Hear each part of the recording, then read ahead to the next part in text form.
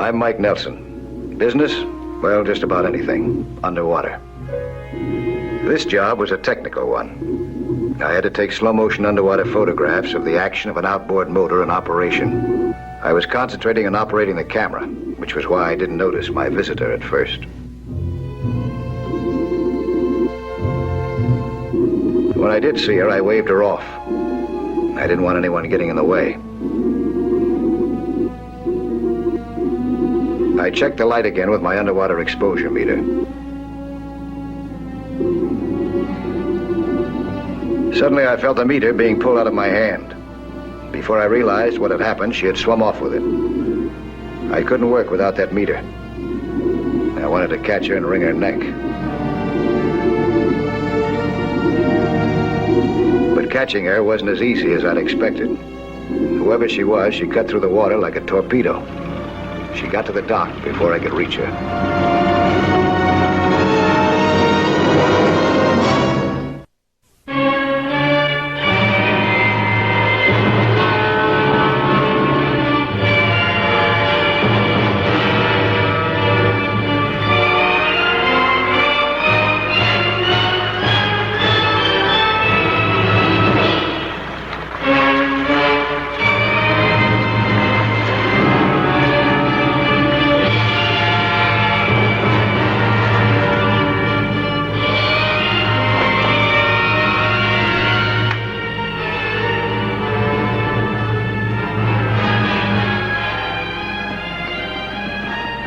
What an asinine stunt that was. What was the idea? What are you trying to prove? Prove? Why, something simple. That I can outswim any man on Earth, including the famous Mike Nelson. Perhaps I can explain, Mr. Nelson. I'm Taylor Field, Public Relations Counselor. Allow me to introduce Blaze Green. Oh, Blaze Green, yeah, I remember. You swam the English Channel about 3 or 4 months ago. In a bikini bathing suit. Nobody complained about the view. Oh, you must be pretty proud of yourself. That was quite a publicity stunt. Just don't pull any more stunts like the one you just pulled, or I'll have you hauled in as a public nuisance. Oh, wait a minute. That wasn't just a publicity stunt. Blaze was trying to prove a point. You see, Mike, I believe I'm good, better than any man alive. The Daily World has already agreed to sponsor it. Sponsor what? A race. What a race.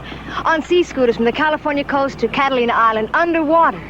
It'll make newsreels, TV, and every newspaper in the country. The channel between here and Catalina Island is a terrifically dangerous piece of water. It's full of turbulence, currents, anything you can name. You get 20 or so skin divers in there across the channel, and you're bound to end up with at least one casualty. Not 20 divers, just 2. Blaze Green versus Mike Nelson.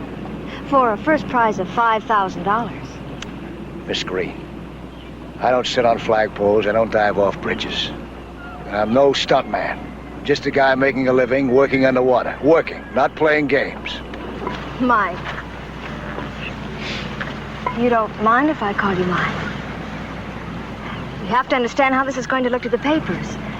When Taylor here tells them that the famous Mike Nelson refused to race against me because he was terrified of having a hole punched in his big, fat reputation. Now, we wouldn't want that to happen, would we? Okay. On one condition. Whoever wins, you or I, agrees to donate the $5,000 prize money to the County Water Safety Project. Now, wait a minute. That's a lot of money. I don't think we should. Relax, Taylor. You're pretty fast in the clinches, Mike. But so am I. Okay, it's a deal. I'd accepted Blaze's challenge for a special reason, because it gave me an opportunity to give the scooters a tough test. I didn't know yet that this race was going to be a severe test for the participants, too. One I'd never forget. A week later, I found myself in the middle of an aquatic circus. There were hydroplane races and stunts, including some fancy jumps. Then there were water ski exhibitions.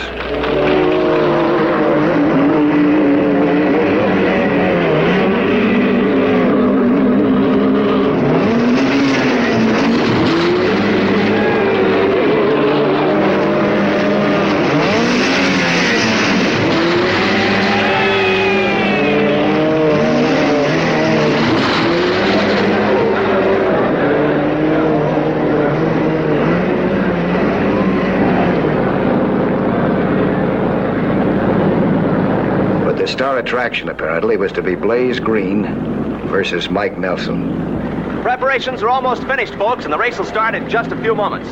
Mike Nelson and Blaze Green are getting into the water now, ready to start. They're all set, folks, and we're on the Sonar Queen, ready to follow them.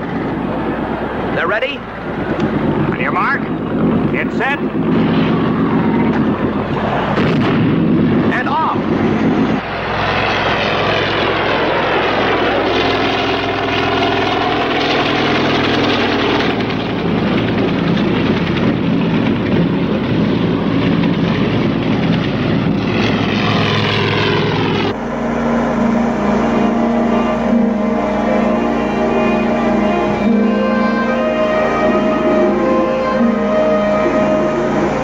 We'd barely started when Blaze cut right in front of me.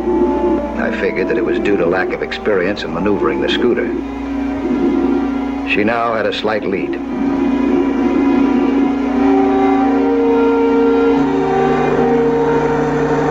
At first, we stayed close to the bottom, taking advantage of the calmer water here near the shoreline. The underwater scenery of kelp and rocks was beautiful, and I began to think that the race would be fun.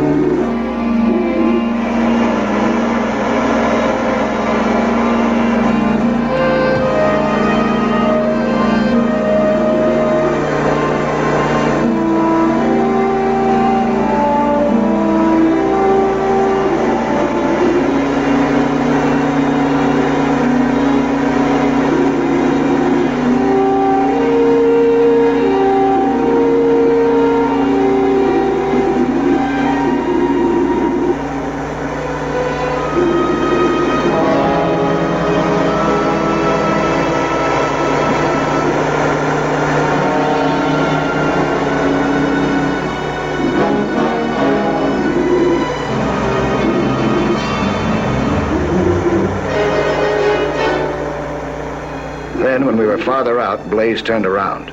I could see something in her hand, but I couldn't make out what it was until she used it. She released a cloud of underwater dye. It blocked my view for a few seconds, and when I came out of it, she had a really good lead. I realized then that when she cut me off before, it was no accident. This was notice that Blaze intended to win any way she could. Be sure to stay tuned to this station for further developments in this underwater race. We return you now to our main studios. What now, Taylor? Now we follow them on sonar. Let's take a look. Okay.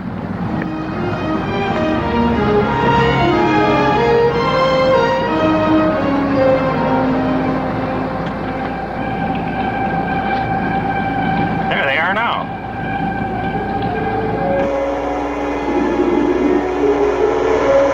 Our scooters were exactly matched for speed. All I could do was wait for the right break, in which experience would count.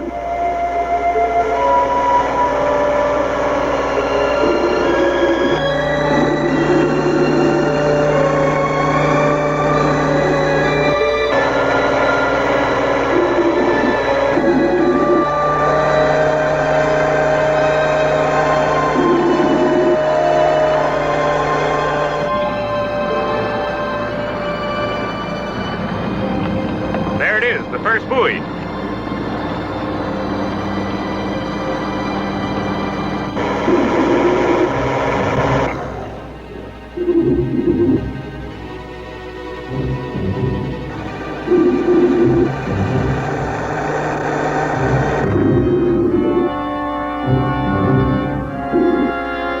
We're at the first buoy now, and at this very moment in the ocean below us, Blaze Green and Mike Nelson should be changing air tanks by now. It was at the first buoy that I got that break, the one that I was waiting for. Changing tanks was an old story to me, but a problem for Blaze. I gained about a minute, a precious minute.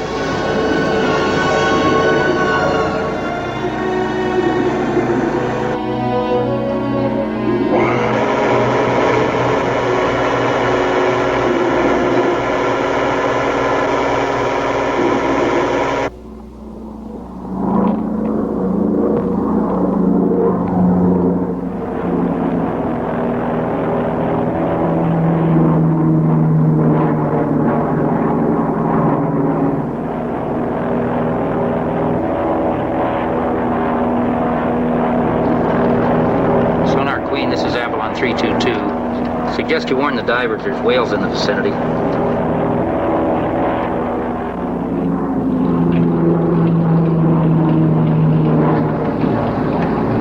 Hey, Skipper. That plane up there, he's radioing a warning. There's a school of whales heading across the channel, dead ahead of us.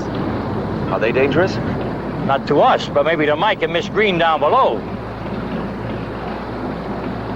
Wow. Here's a flash bulletin, folks. A new and exciting development in the underwater contest below.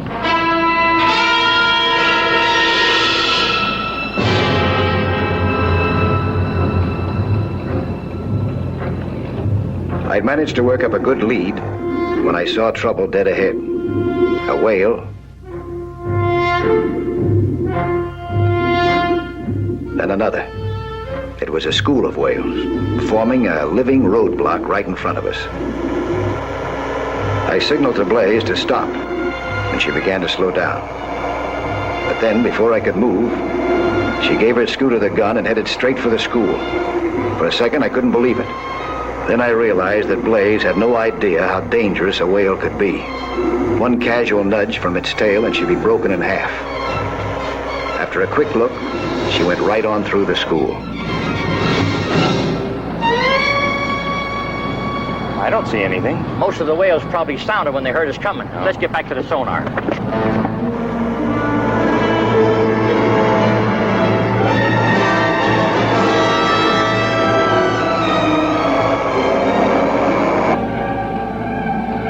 One of them's gone crazy, going right through those whales. Must be Nelson. But he's risking Blaze's life. I'll sue him. Blaze was lucky, very lucky to get through unhurt. She had a nice lead on me now, because I had sense enough to wait until the school passed.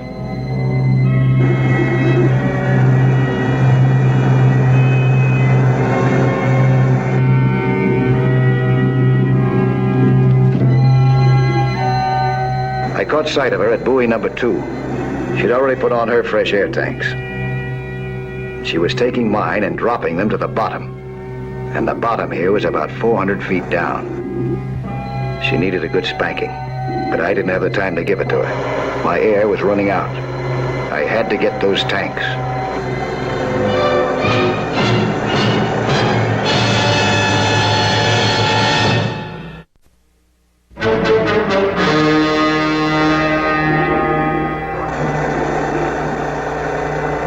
It was close, awfully close. Without the scooter, I never would have made it. My air was just about finished, and I shifted tanks as fast as I could. Now I couldn't afford to waste a second.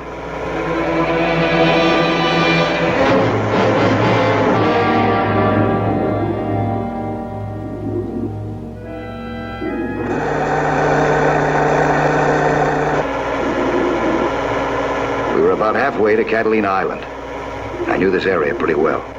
There were some shortcuts that I wouldn't use ordinarily, but they could help me make up time. We were heading for a seamount, a submarine mountain. The usual way to cross a mountain is over the top, but I was going straight through it. It was a natural tunnel with a fast current. It felt like riding a bobsled with no way out but straight ahead. I just hoped that nothing got in my way.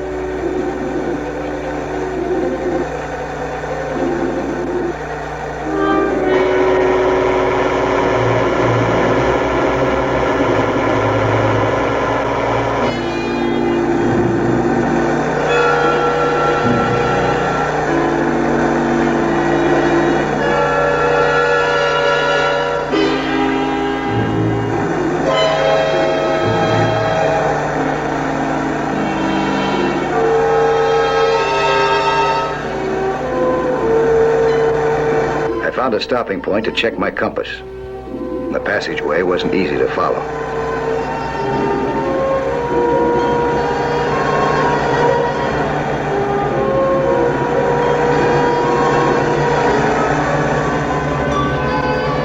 I saw Blaze as soon as I broke into the clear, and she saw me. Suddenly I felt something strange. It was like a firm shove, as if something was pushing the water ahead of it, toward me. Something big, I had to get to her, fast, because I knew what was coming. That gentle shove that I'd felt was the first hint of a tremendous underwater turbulence. This was a rare, terrifying underwater phenomenon.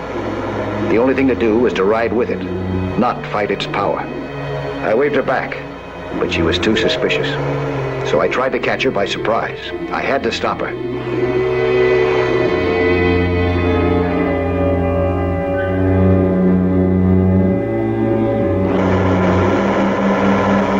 And right before my eyes, she ran into the full force of it. We're about even again. Almost up to the last buoy. I'll still bet on Mike Nelson. What is he, half fish? It all happened in seconds, but it seemed much longer. Blaze was slammed around, then thrown free and carried away helplessly. I tried to keep outside the turbulence and still stay up to Blaze, waiting for an opportunity to pull her free, but it was too strong, and she was moving too fast.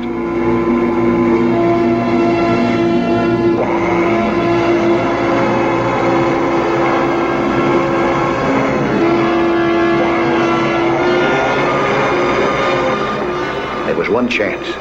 If I rode with the turbulence, I could stand its force.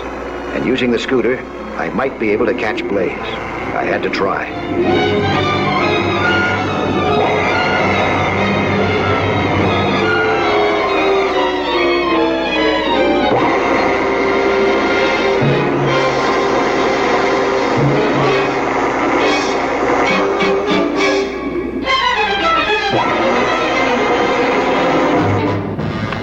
I'll broadcast another spot report at the buoy.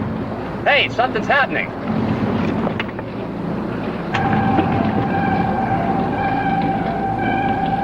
What is that? What's that mean? I don't know. It looks like something grabbed one of them and carried him down. 50, 70, 100 feet. Which one? I can't tell.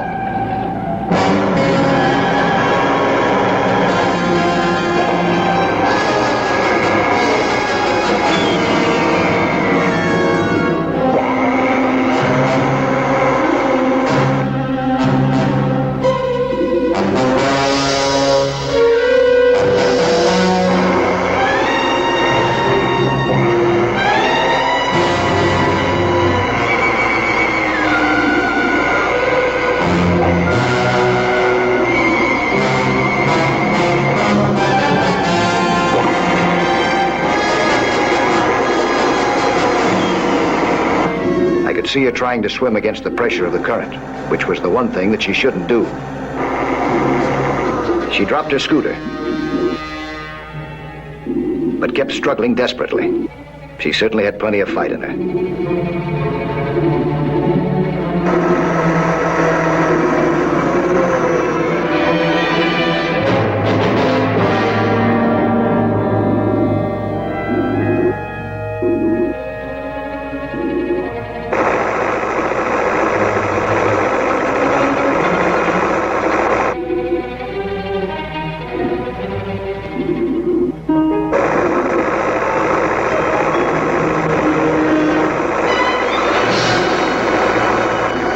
She was almost exhausted when I reached her. For the first time, she seemed really frightened, and I couldn't blame her. I planned to ride out the turbulence, but I knew that Blaze would be short of air because of her struggle. We had to take a long chance and try to dive under the current. The only difficulty was it might go deeper than we could. And if it did, well, I didn't want to think about that. We moved down rapidly. It wasn't my scooter that was taking us. It was the current.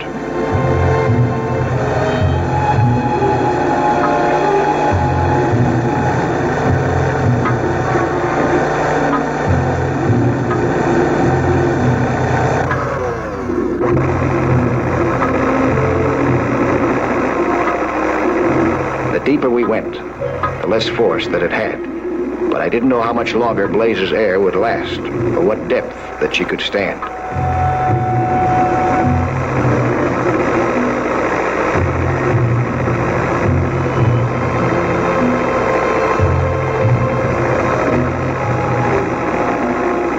When we finally did get clear, I I knew that we'd have to surface dangerously fast, and I thought Blaze was beginning to black out already. I wondered if the Sonar Queen would be close.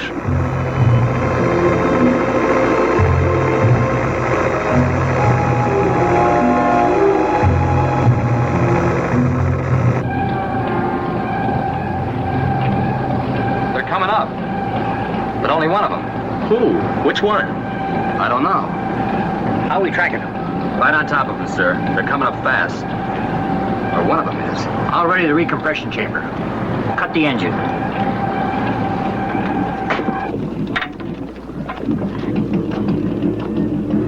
There they are. We came up, and there she was. I was never so glad to see a boat in my life.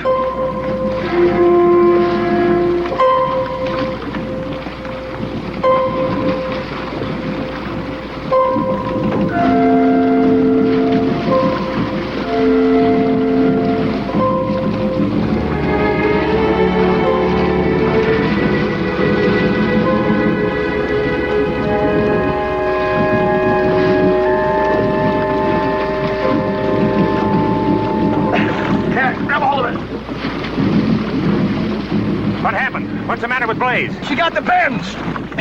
Get the recompression chamber ready. It's ready. What about you? I'm going back down. Throw me down a tank.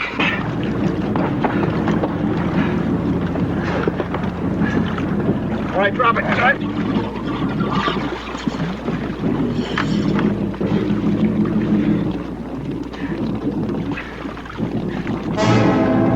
There was only room for one person in the chamber, so I went down below again with a fresh tank to recompress by slow stages.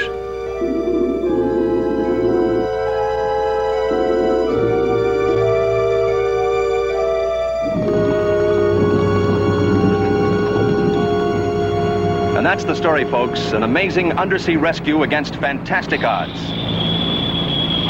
Wait a minute, they're opening the recompression chamber now.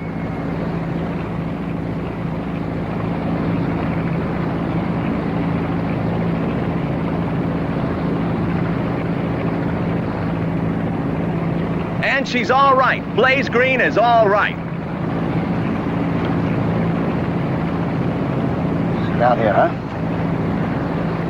How you feeling now, huh? Like a wet pretzel. Like a very grateful wet pretzel. Now you're going to hear from Blaze herself about her amazing rescue. Hey, get away with that thing, will you? No, please, Mike. I want to say something. You never give up, do you? Publicity, publicity. That's all you ever think about.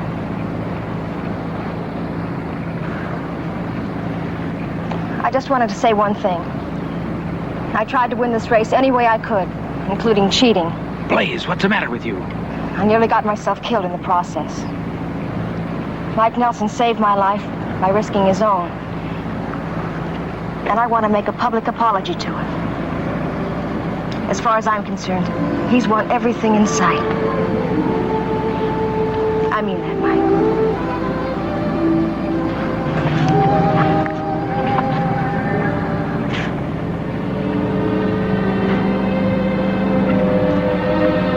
But Blaze! Relax, Taylor.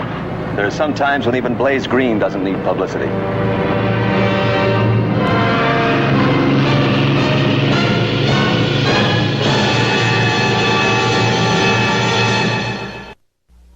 Hello there. I'm Lloyd Bridges. You know, 3/5 of the world is covered by the sea. And how little most of us know about that underwater world. Go below with us again next week, huh? For another thrilling adventure in Sea Hunt.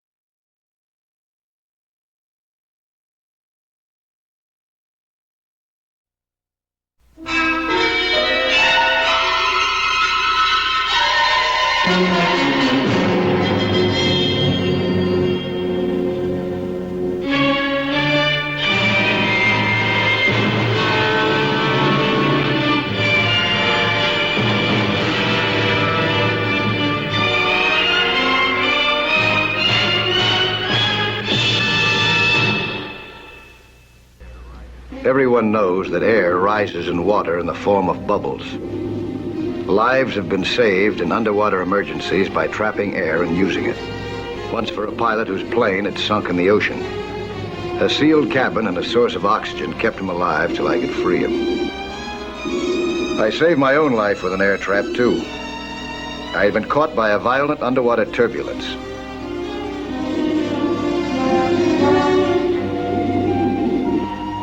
When I finally broke free, I was exhausted and dazed and a long way from the surface.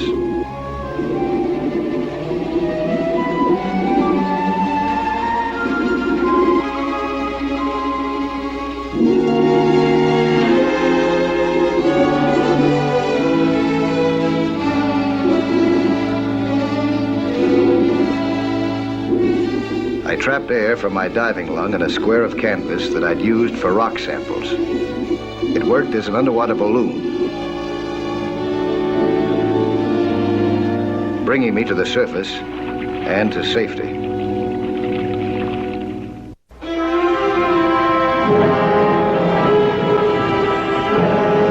I was in New York delivering a lecture on air traps to a convention of divers. When I returned to my hotel room, I was sure that I was through with that subject. I was wrong.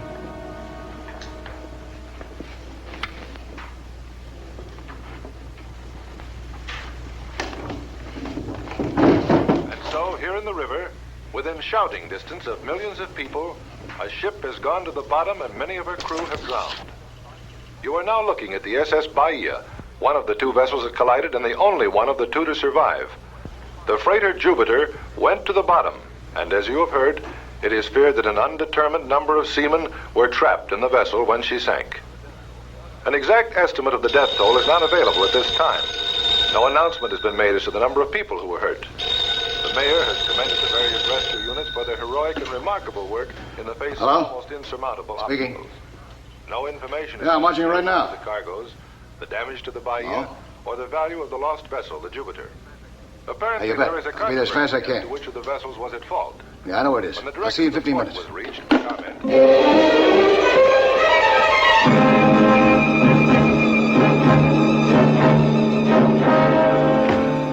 I can't understand how the whole thing happened.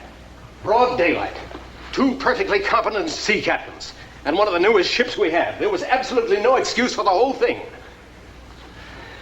But, what makes you think that there's somebody still alive down there? I read the article you wrote about underwater air traps. Oh, I see. 5 men are still unaccounted for. I hate to ask you to risk your life on something that seems hopeless. Well, there's no way of knowing it's hopeless until you try. Does that mean you're willing to try? Have you got a diagram of the ship's interior? Why, of course.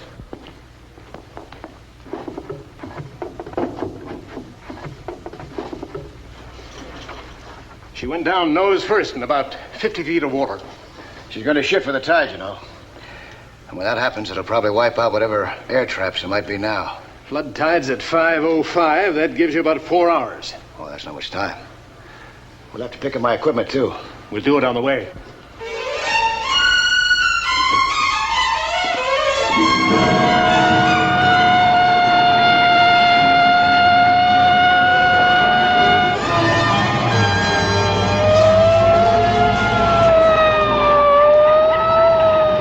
The light line all fixed, sir? Okay. Well, we'll see if that hunch you use is right. Don't take any chances. Do the best you can, that's all. I will. Can I get that crowbar?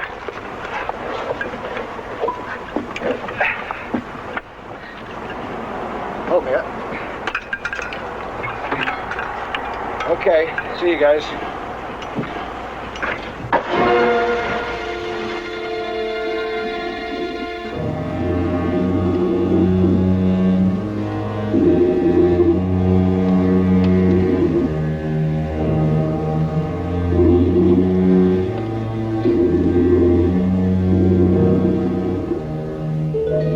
water was remarkably clear, and I saw the Jupiter immediately. But the current was strong, and I judged that the ship had not yet settled completely. A sudden shift might kill me, and any of the crew might still be trapped alive. I tied the lifeline to the deck rail.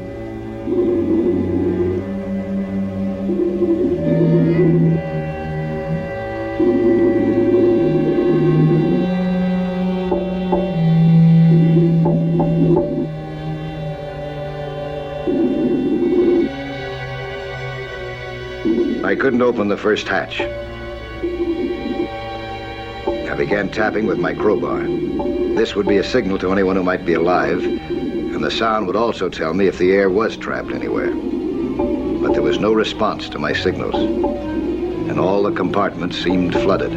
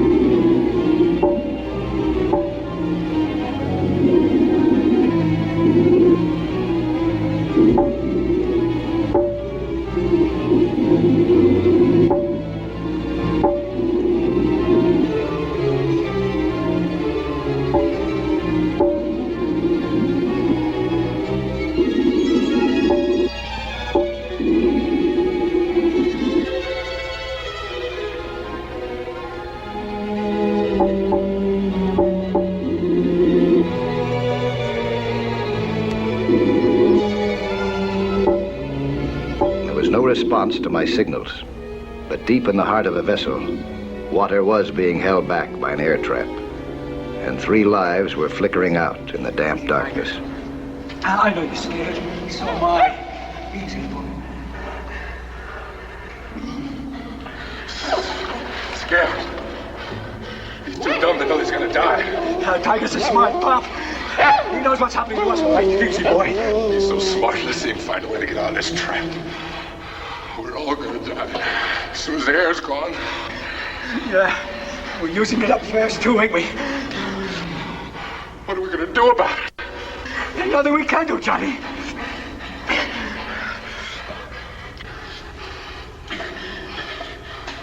I know something we can do. We can drown that dog. Get out of your mind! He's using up the air. That's my air. He's using it up. Take it easy, Tiger. Take it easy. Take it easy, Tiger. Are you crazy? Take it easy, Tiger. Take it easy, Kill you. I'm gonna kill them both of you. Jenny! Jenny, listen!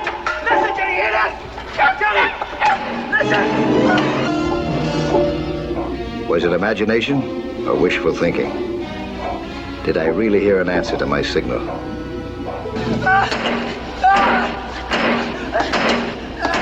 Someone was alive and trapped in this underwater tomb. I moved toward the sound.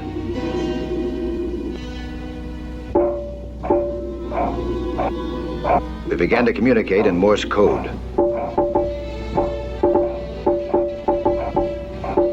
I learned that 2 men had been able to stay alive in an air trap in the galley, but that they were beginning to suffocate for lack of fresh air. I was running out of air myself, and I needed more equipment. I told them not to give up, that I'd be right back for them. I didn't tell them that the tide would soon change, and that if it shifted the Jupiter's hull, their trapped air could escape, and they'd be drowned in an instant.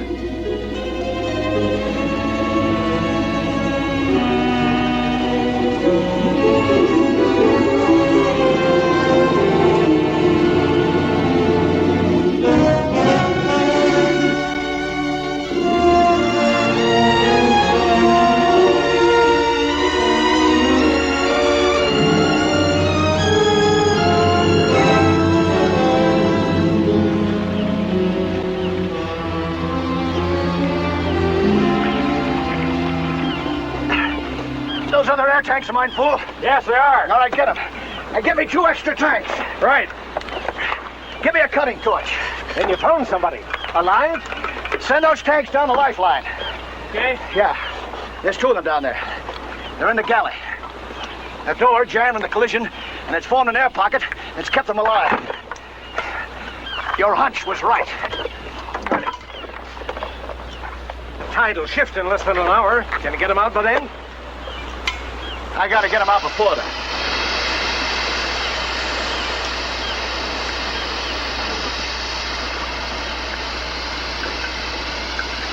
Come, balance me up. Okay.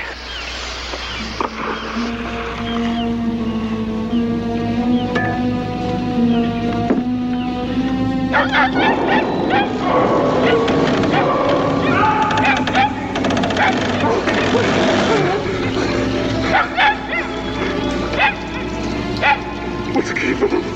Take it easy, Johnny. It's gonna take time. He'll be drowned before he gets back. Get rid of that brute. You starting that again? I'm telling you to get back. What are you talking? All right, you something.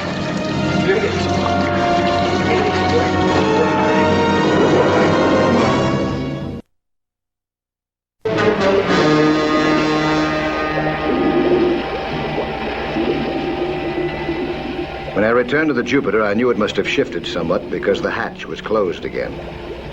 I wondered if the men were still alive.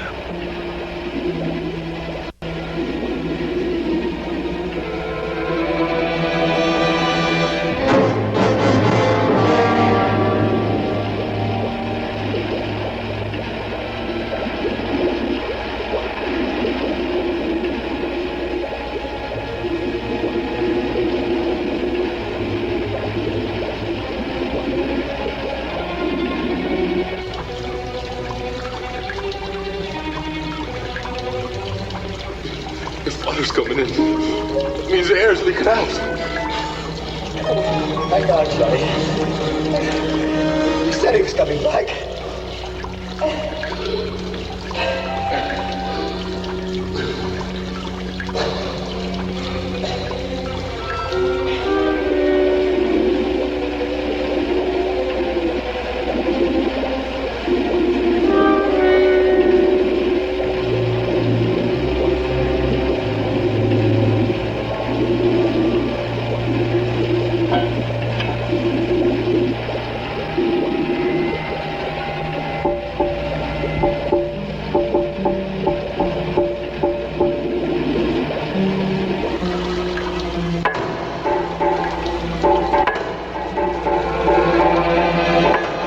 Answer to my signal, I knew that they had survived.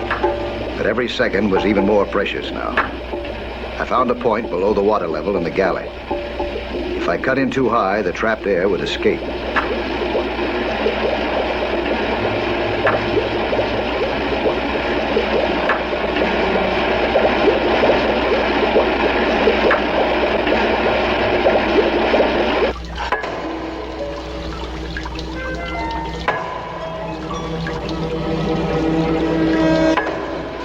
As my torch began to burn through the steel bulkhead, I could still hear occasional weak taps.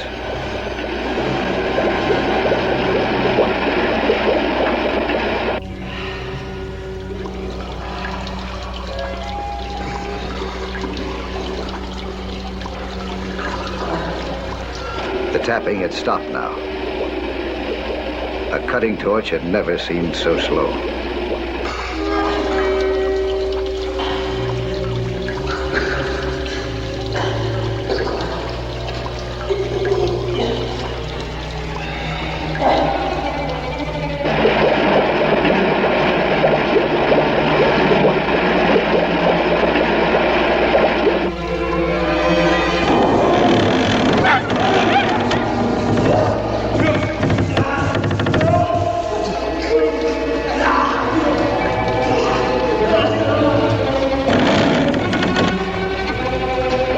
Swung around sharply, but I held on and kept cutting.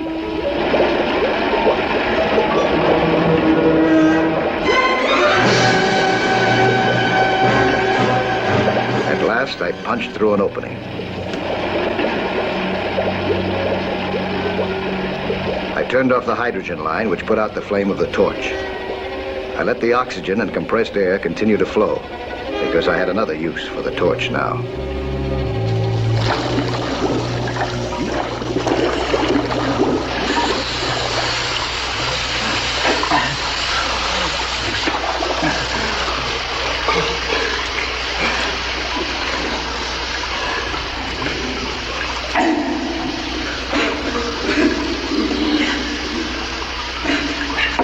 I'll leave this area for you. I'll be right back.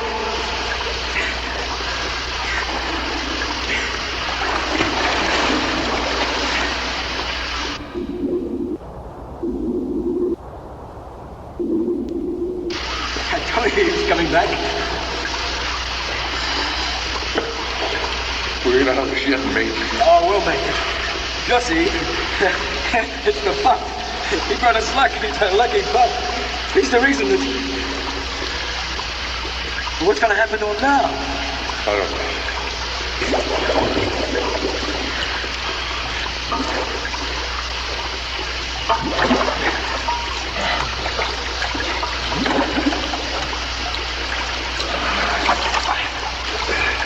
And a couple of tanks for you. Have you ever used one before? No. All right. This is what you do. Breathe in and out through this mouthpiece. Yeah, put it on, try it. Blow it before you start to breathe through it, because it's full of water. That's right. Here, put it around. Here. Let me have this. That's it. Put your arms right in there. That happens to you when you're under there now. You blow hard on that mouthpiece, that'll get rid of the water. Yeah. Now, come on, try it. You better hold your nose. Put it all the way in. That's it. Find our little flames there. Try it. Now go on down.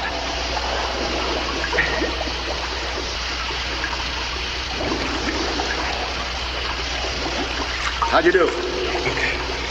All right. Now there's a lifeline right outside that leads up to the surface. I'll guide you to it, and you go up it hand over hand. But go up slowly, very slowly, and breathe normally. Now that's very important, you understand? Otherwise you might burst your lungs. You understand? I'll be back for you as soon as I start him up the line. Don't worry. I will go, Ray.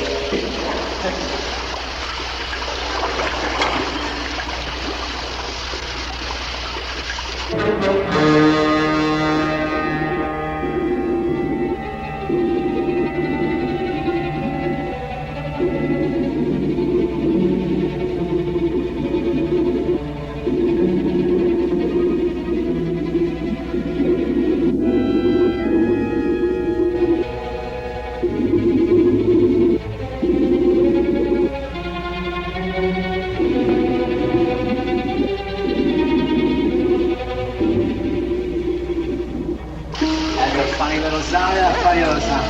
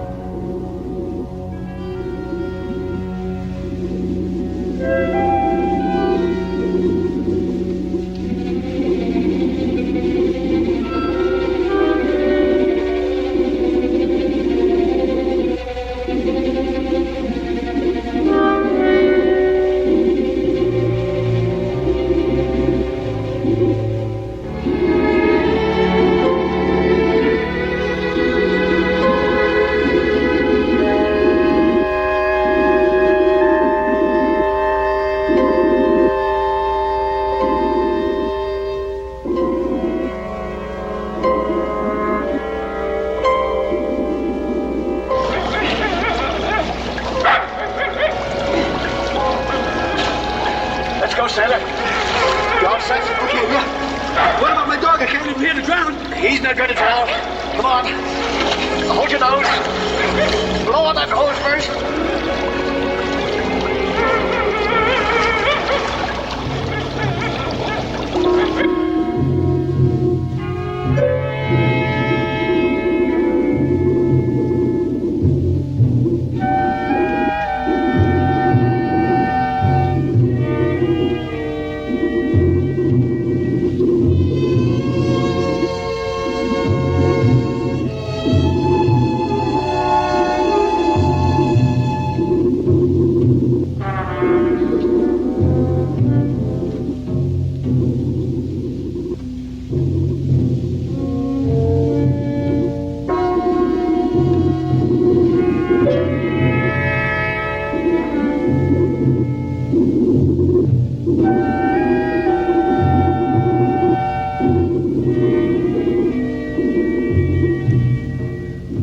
second man on his way up.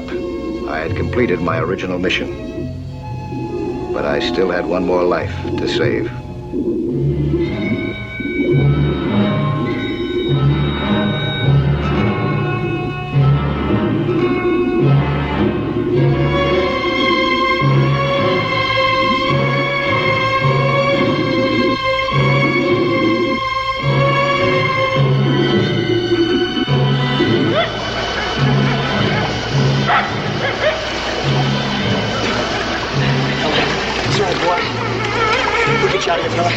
Easy now.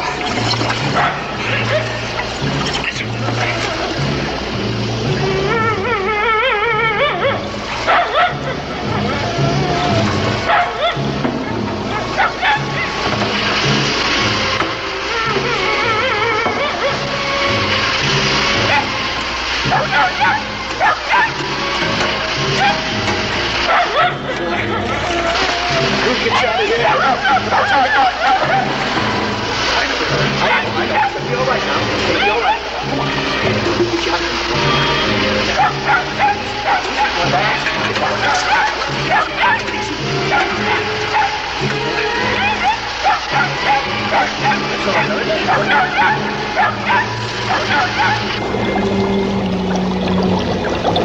I had improvised a small air trap with one of the galley pots, filling it with air from the torch so the pup could keep breathing. I had a job holding both the lion and the struggling dog under the pot.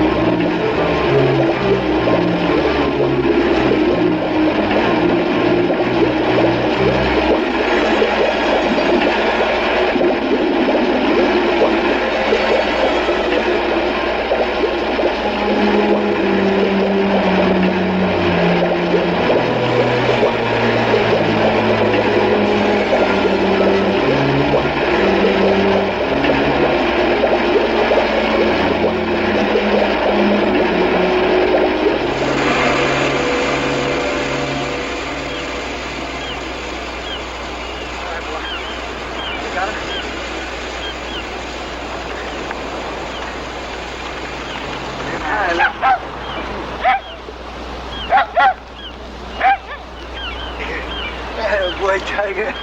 Oh, this is so good. Oh, that lucky pup, Tiger. Tiger, you've been our lucky pup. You sure brought us luck, Tiger. Oh, boy, it's good to be up here now, eh, boy? Huh? Ain't it, boy? Oh, brother. Tiger, my lucky pup.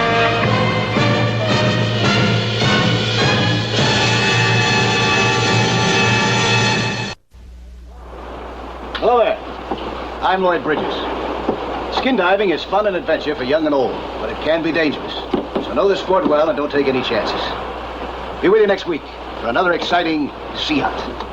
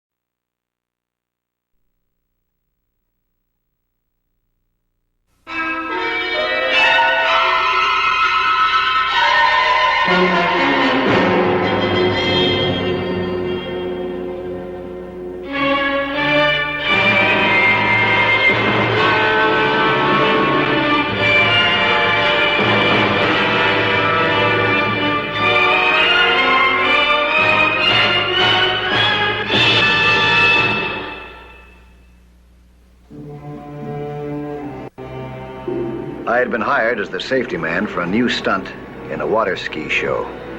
It was to be performed by the star, Hal Peters. The stunt would be a thriller, if he could live through it.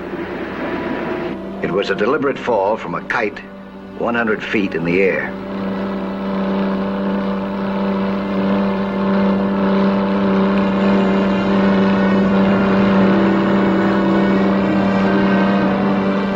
His boss and his fiancée were in the stands. They were as worried as I was, but at least they could see him. There was someone else who was watching, too.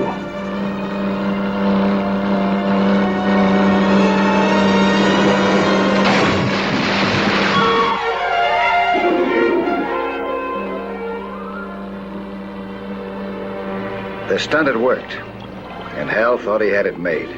He didn't know it then, but he'd have been luckier if it hadn't worked. He made it, Joe. He made it. Things had gone off perfectly on the first attempt. The others were relieved and happy, but I still had some mental reservations.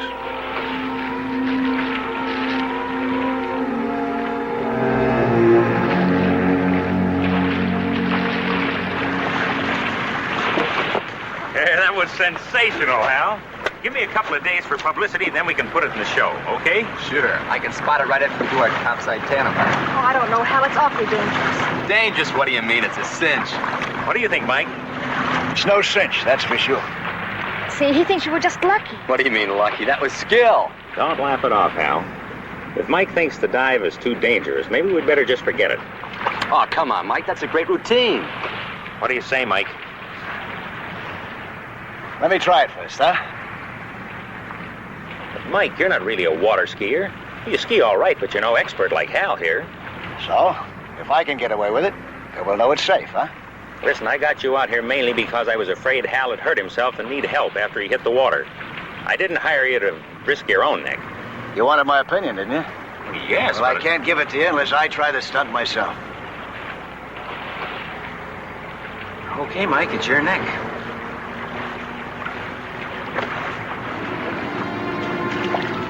Ever since I learned to water ski at Silver Springs, it's been one of my favorite sports. Still, as the boat picked up speed, the test didn't seem nearly as intriguing as it had on dry land. I was thinking of the man who had a tiger by the tail and was afraid to let go. There he goes. When I hit the water, I let myself fall as deep as I could. I wanted to know the maximum time for the underwater part of the stunt.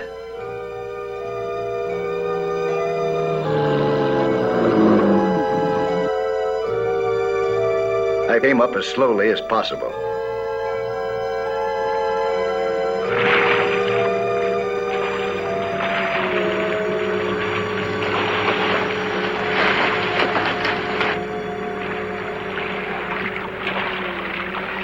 A week later, the great show was in full swing. A fine company of water skiers from Cypress Gardens were on hand and performing beautifully.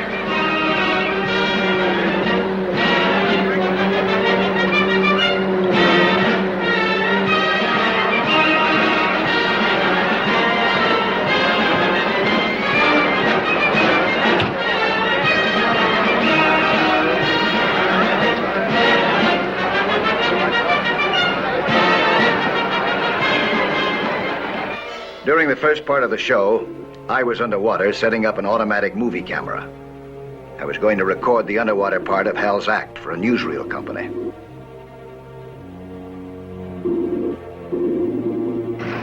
One of the big events was skiers soaring on kites. Hal's act would be based on this.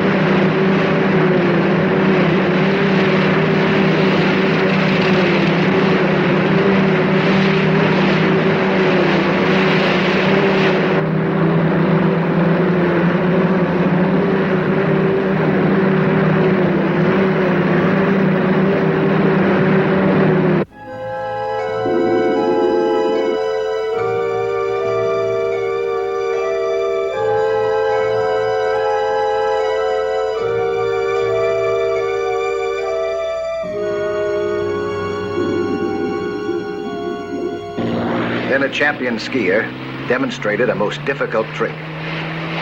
He was water skiing without skis. It takes perfect coordination. It's kind of hard on your feet, too.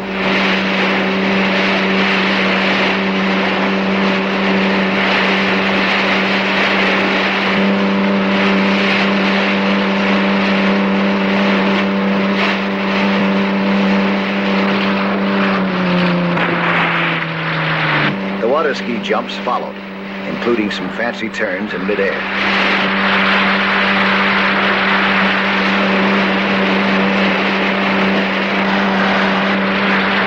Finally, the show reached its high point. Now for the climax of our show. Hal Peters in a death-defying leap from the clouds. Hal's big moment had arrived.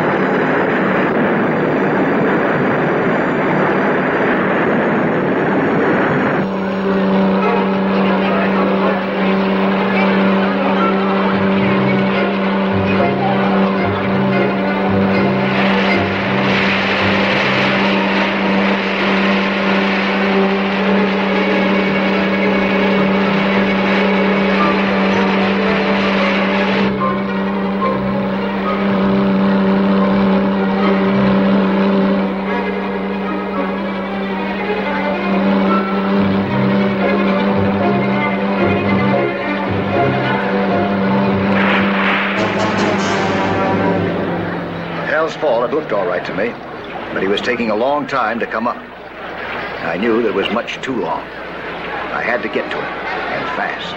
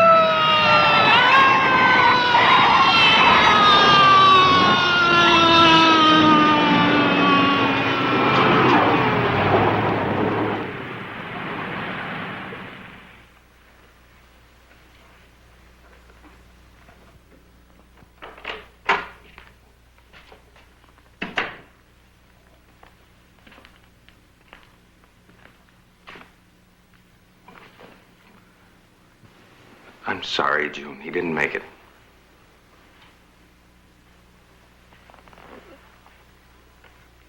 No.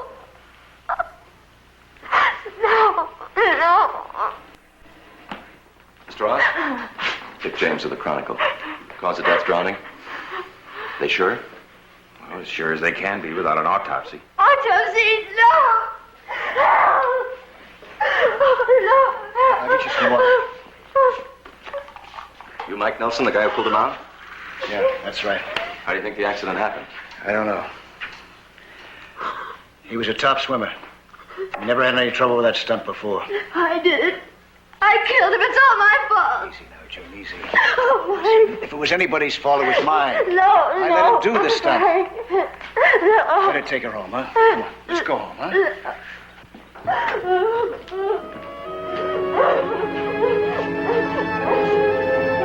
A few hours later, June still seemed to need watching. My own mind was troubled, too, by unanswered questions. Hal. Hal. You all right, June? I'm still here with you. You had quite a long sleep for yourself.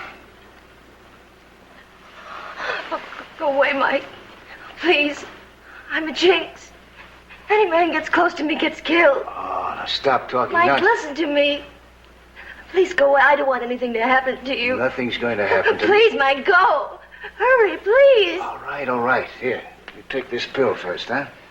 Doctor wanted me to give it to you as soon as you woke up. It'll quiet your nerves, huh? Now go on, please. Hurry. All right. Go. Get out, Mike. All right. Now, you take it easy.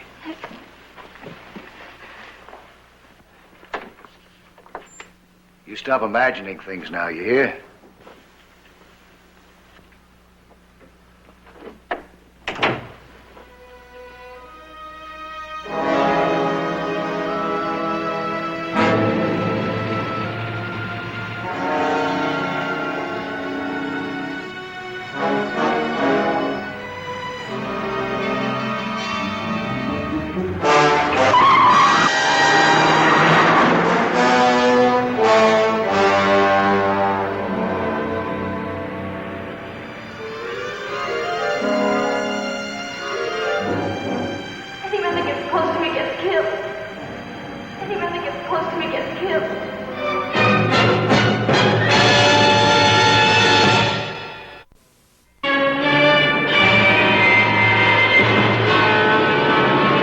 The Marine Stadium was empty, but I rounded up the boatmen.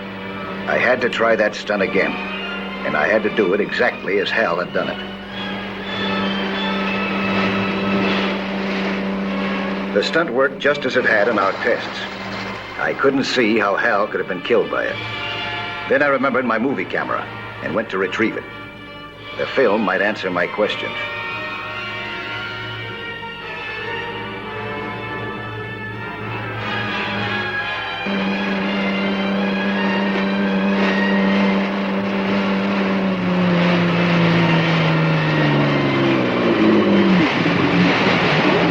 There was something on the film that I was anxious for the police to see.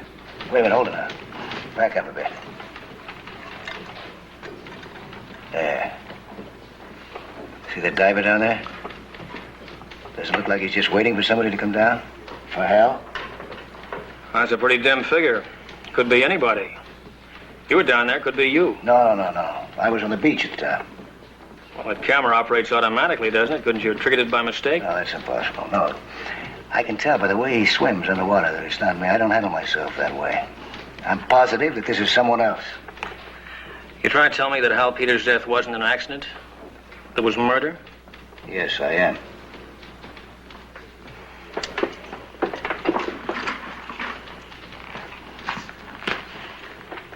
Oh, I don't know, Mr. Nelson.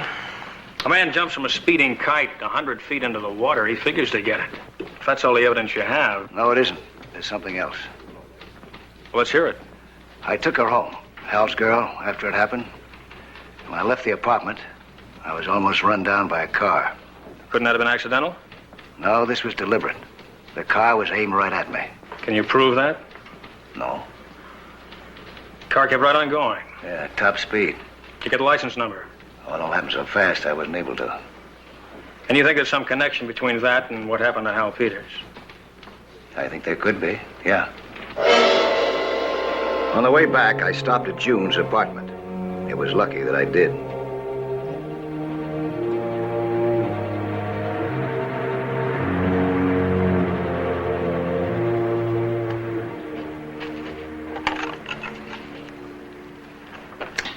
You sure this is what you want to do? You've made up your mind. I'm going home, Mike. There's nothing left here for me anymore. Now, before you go, there's something that I'd like to know.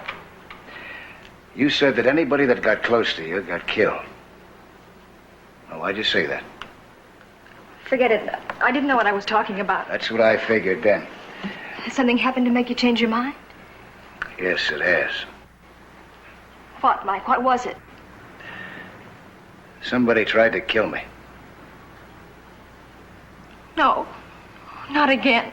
What do you mean, not again? June, come on now. Tell me. Tell me. Hal wasn't the first one. All right, now go on. There was another one 3 years ago in California. Oh? He was a Navy diver like the man I was married to at the time. You were married to a diver? His name was Steve Garth. Garth? Leeds is my maiden name. I see. I started to use it again after the divorce. Come on now, sit down. Tell me what happened. Steve had a partner, Bill Simons. Yeah? I liked Bill, but not the way Steve thought I did. The two of them were working together one day on the bottom of San Pedro. Mm-hmm. Steve was the only one who came back up. You mean your husband drowned him? Officially, it was an accident. But the Navy gave him a dishonorable discharge. I just don't know, Mike. If you don't know, maybe you better stick around for a while. We might find out something. If those accidents have been accidents, that's one thing. But if they haven't, well, it won't do you any good to run away. You're gonna have to face it sooner or later. Might as well be now. What can I do? Nothing.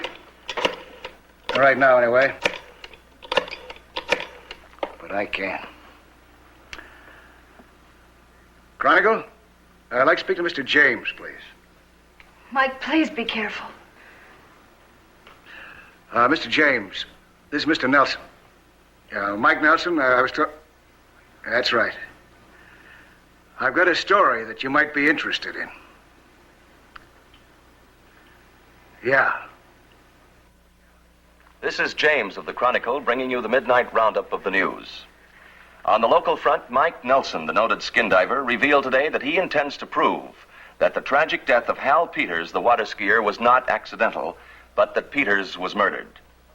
Nelson said that early tomorrow he will retrieve an underwater camera that will provide documentary proof of the killer's identity.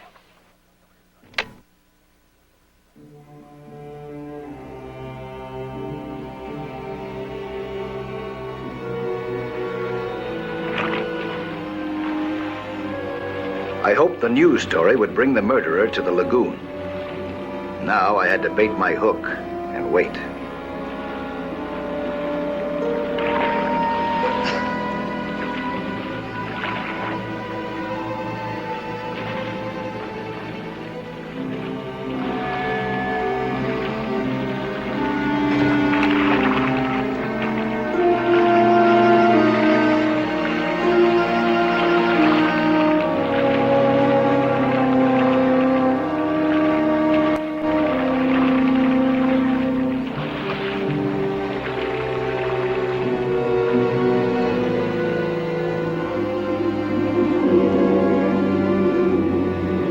The dummy in place, bubbles and all, and concealed myself, and none too soon.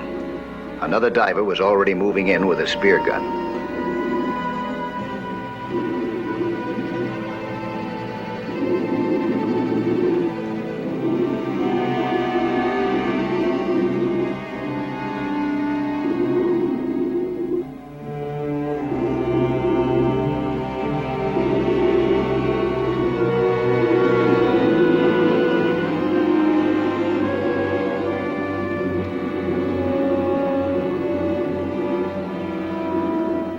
As he took aim at the dummy, I felt as if I was witnessing my own murder.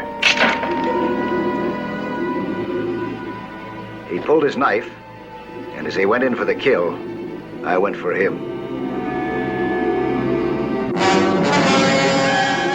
I knew that it must be Steve Garth, June's ex-husband. He was brave enough when it came to ambushing someone, but he didn't like it when the odds were even.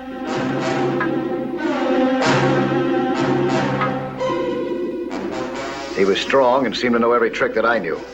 He tried everything.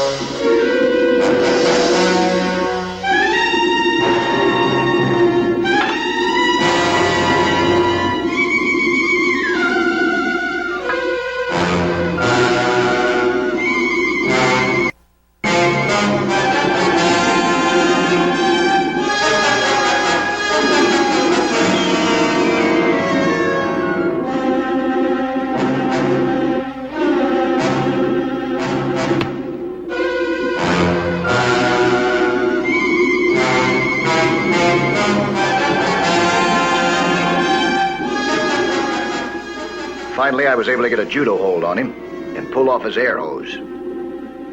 When he had swallowed more water than he could stand, he gave up.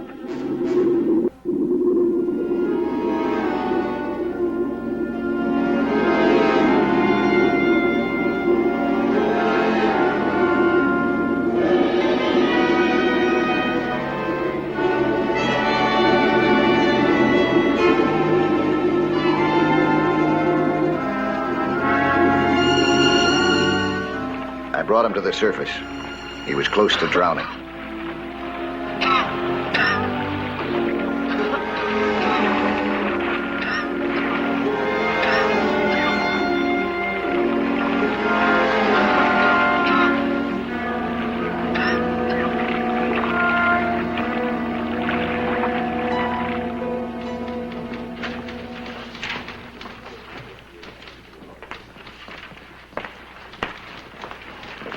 Did a fine job, Nelson. You ought to be on the force. Oh, thanks, Lieutenant. But I didn't do Hal any good. Sure wish that we could have stopped Garth before he killed him. Well, that's one of the heartbreaks of this job. I just talked to June on the phone. How is she? Oh, she's still pretty shaken up. She's going to stick with the show. Well, that's good. She'll be all right. And now, that lovely acrobatic water star, June Lee. June threw herself into her work and came through in fine shape. She's touring the country now, the top attraction in her class.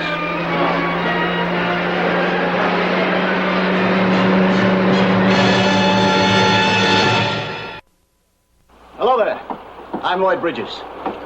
You know, 3/5 of the world is covered by the sea. And how little most of us know about that underwater world.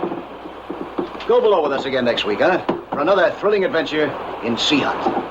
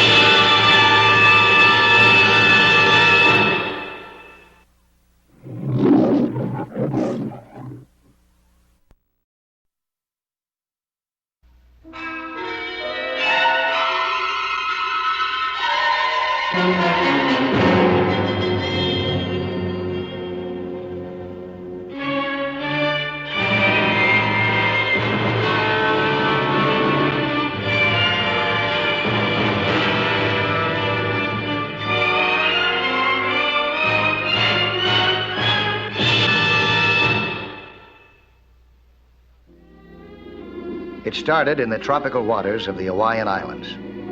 I was running a series of operational tests for a manufacturer.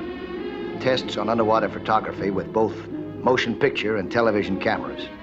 The water was exceptionally warm. This was bringing in large amounts of plankton, cutting down the visibility.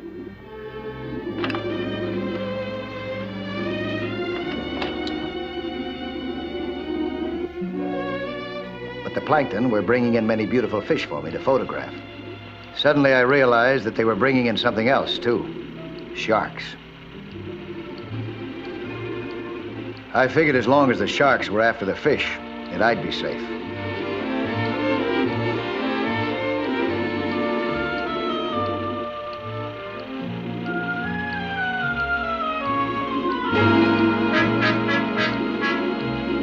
I kept my camera cranking. This was a rare opportunity to photograph these vicious man-eaters. More sharks were moving in now.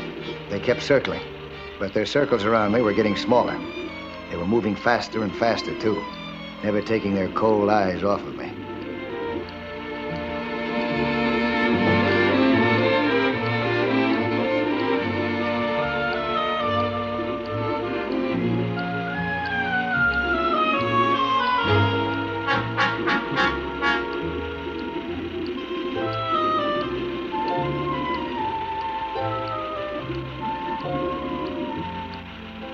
Somehow I began to sense a change in the mood. They were coming terribly close now. I knew I had to get back to shallower water and the pier in a hurry.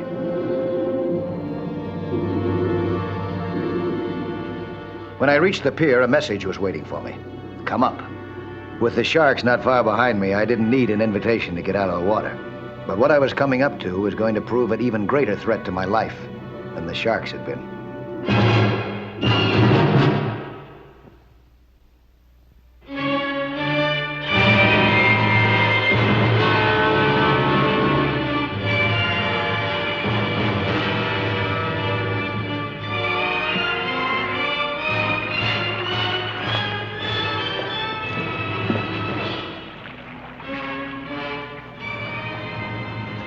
You send that slate down?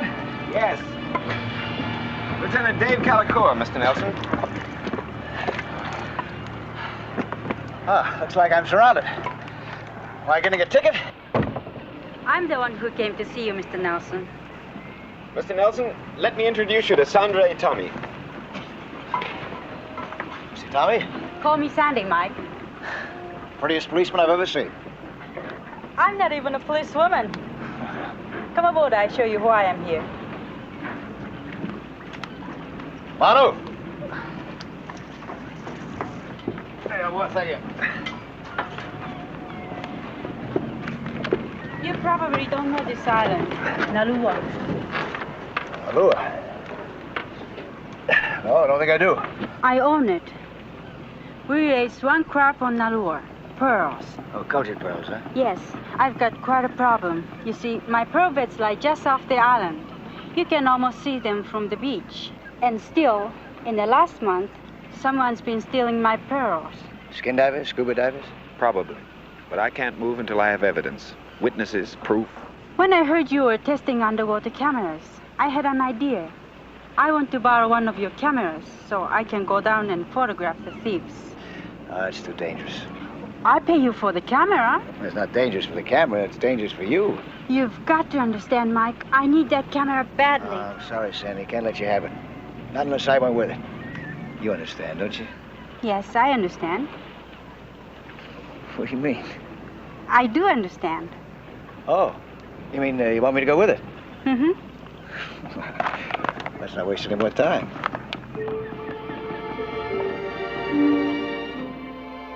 She looked exotic and sounded like an Oriental pixie. She was also a very bright, shrewd businesswoman. She insisted on showing me the pearl beds herself.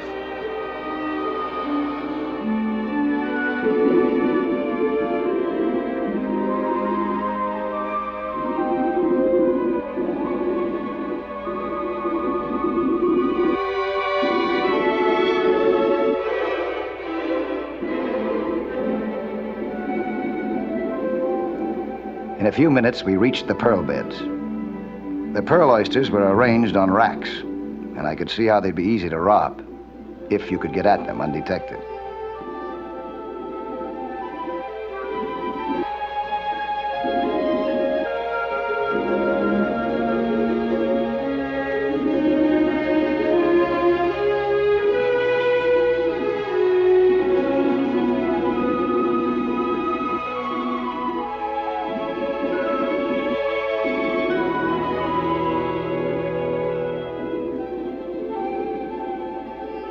Sandy showed me where the robbery had taken place.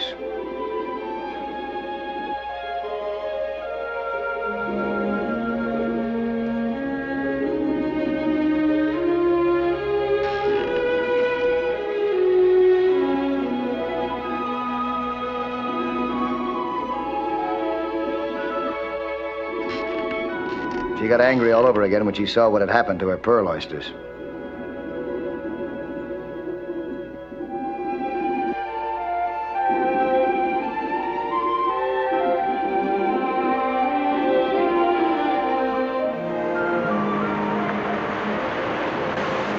I get the picture, all right. A scuba diver could just hit and run. With a small fortune. Some of those pearls have been growing for 30 years. 30 years? Oh, that's a long time for a pearl oyster to be irritated like that. Hey, tell me, what do you put inside of an oyster to begin with? I mean, to force a pearl to grow. Ha, that's a secret. Cultured pearls were invented by Agent Young in the city of Tetson in the 13th century. Ever since, people have tried to find out how it's done. And my grandfather learned how in Japan. And it's still a secret. Okay, I just asked. Well, I'm sorry, Mike. I feel it's, well, a sort of a family trust. But I make it up to you with the best dinner you ever ate. How about it, huh? Glad I asked. I was beginning to like Sandy more and more, and I hoped that I could catch her thieves for her. Starting tomorrow morning, I'd set my photographic trap. The next morning, I was watching the waters off Malua for any sign of divers. I was surprised to see a boat moving in fairly close to the island.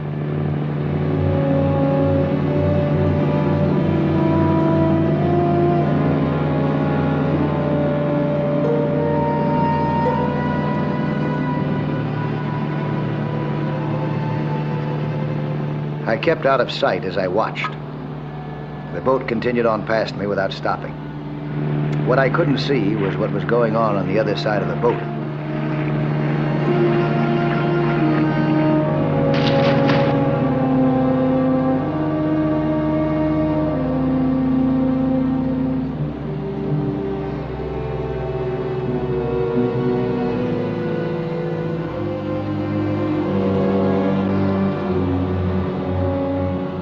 Then I spotted something. Bubbles. It dawned on me that the boat must have dropped scuba divers as it went by. I got into my fins, grabbed my camera, and got into the water as fast as I could.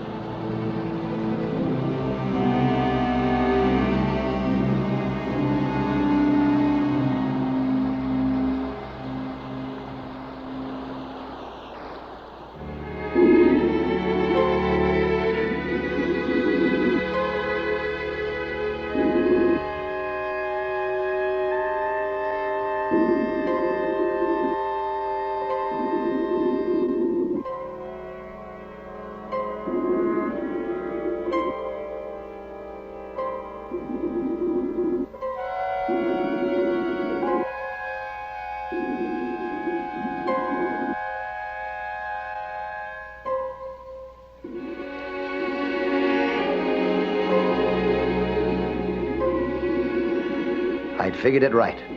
They were on their way to the pearl beds. I ducked behind the rock.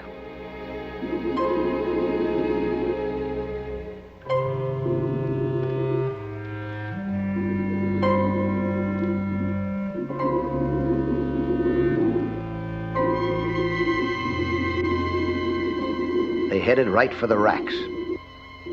was time to start taking pictures.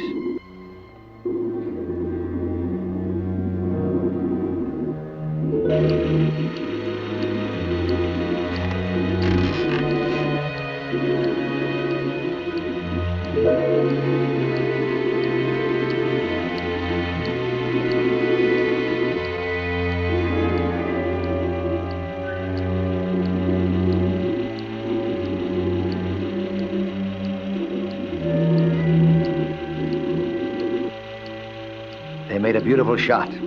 For me, for Sandy, and for the police. But I was being careless. I was paying no attention to the fact that my camera motor was making a lot of noise.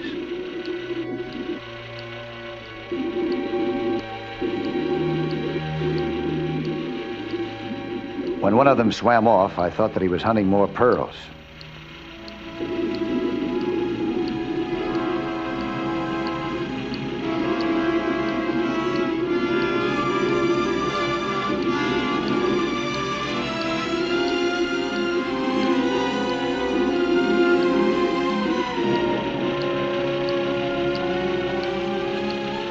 I was getting all the evidence anybody could ask for, complete and perfect. Then, the roof fell in. While the first diver grappled with me, the second ripped the film from the camera.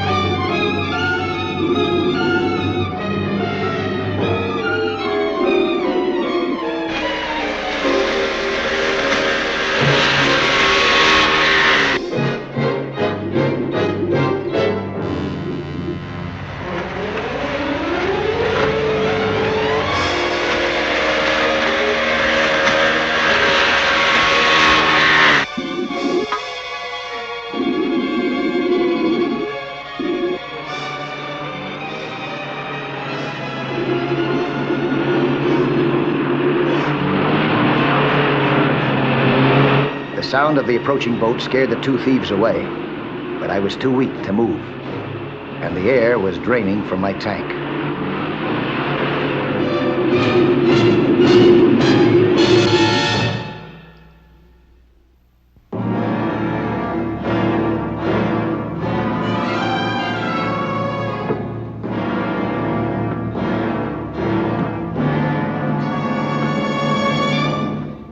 Sandy's concern for me had brought her to the surface above the pearl beds, where I was half drowning after being overpowered by two thieves.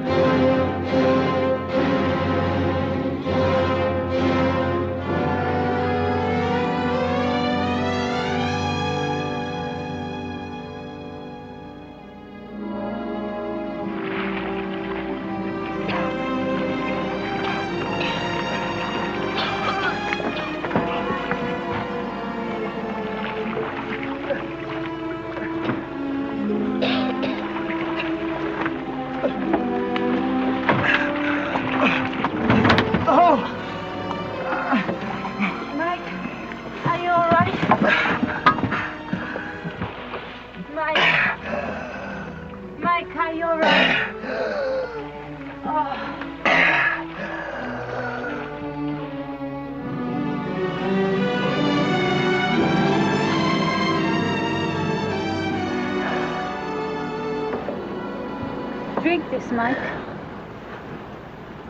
Oh, thank you.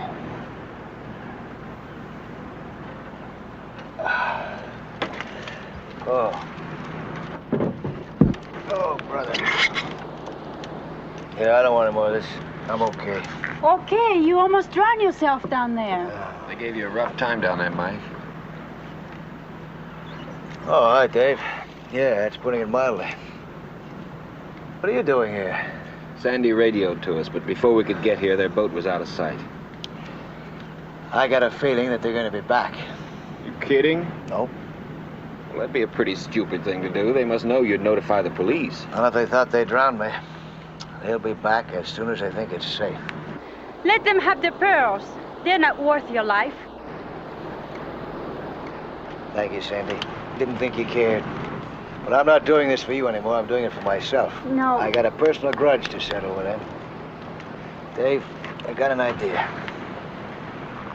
But I'll need your help. You got it. What's on your mind?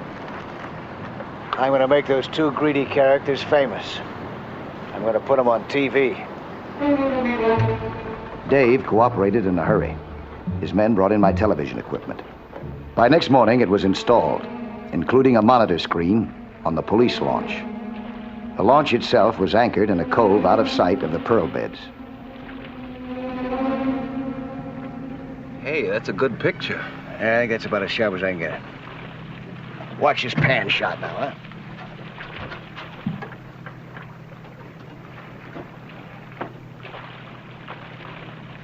Hey, Sandy, come here and have a look.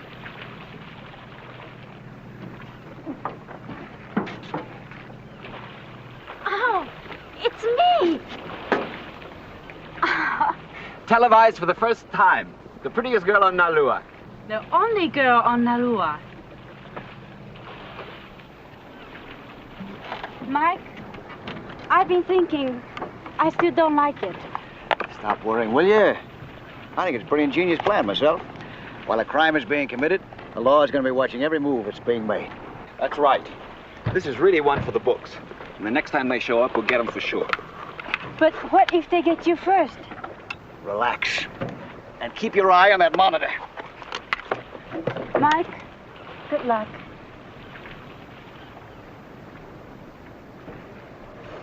I'll never have any better luck.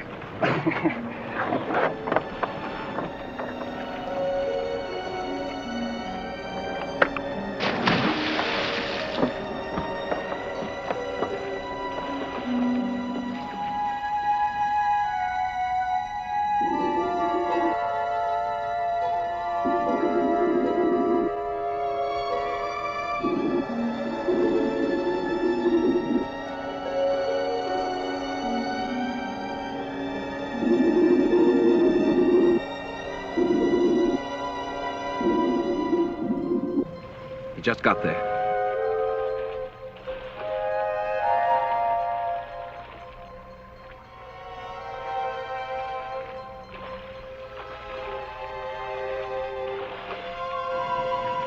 Funny. It's so peaceful down there. Now.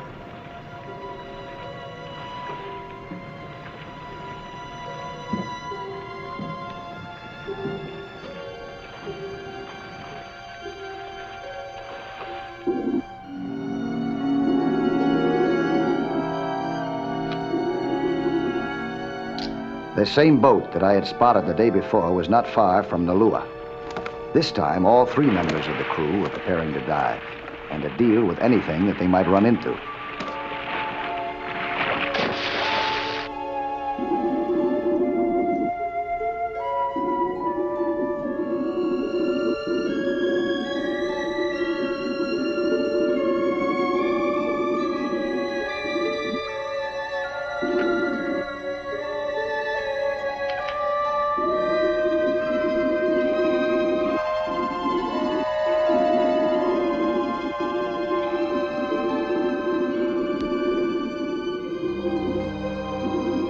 I was ready to return to the police launch when I saw them. They were swimming right into the trap that I'd set, but they were coming from the wrong direction. They were not in range of the television camera. As far as the people on the police launch were concerned, they were not visible.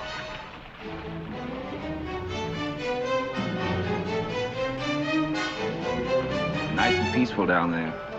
He's probably relaxing, enjoying the view. My only chance was to maneuver them in front of the TV camera. Somehow I had to turn them around, move them in the other direction.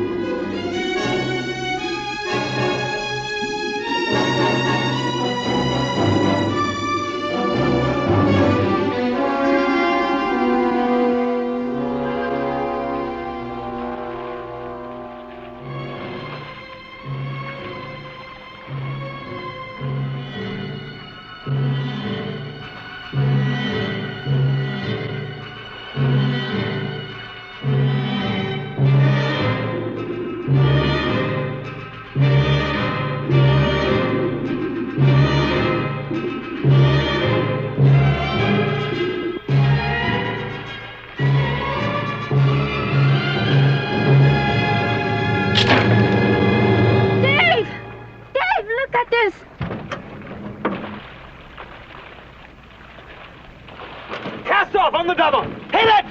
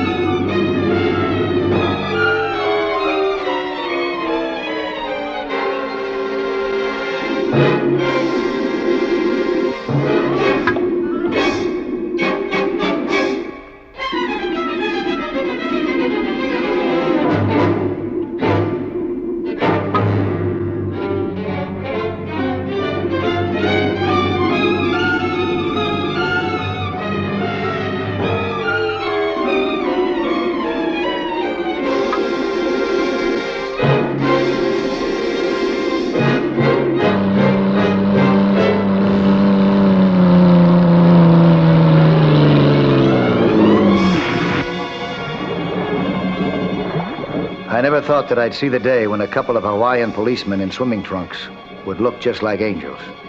But this was it. And I can thank Dave and his assistant for my life.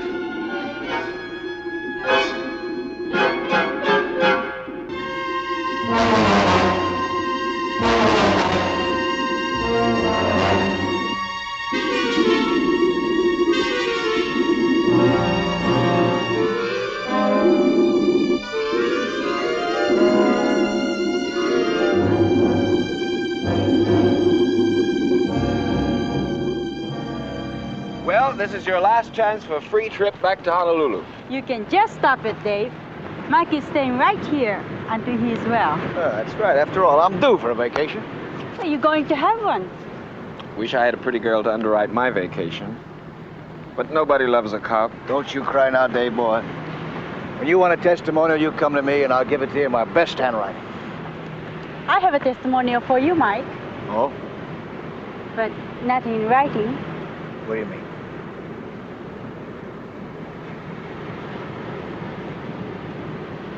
Well, that's the best testimonial I ever got in my life. See you, Dave.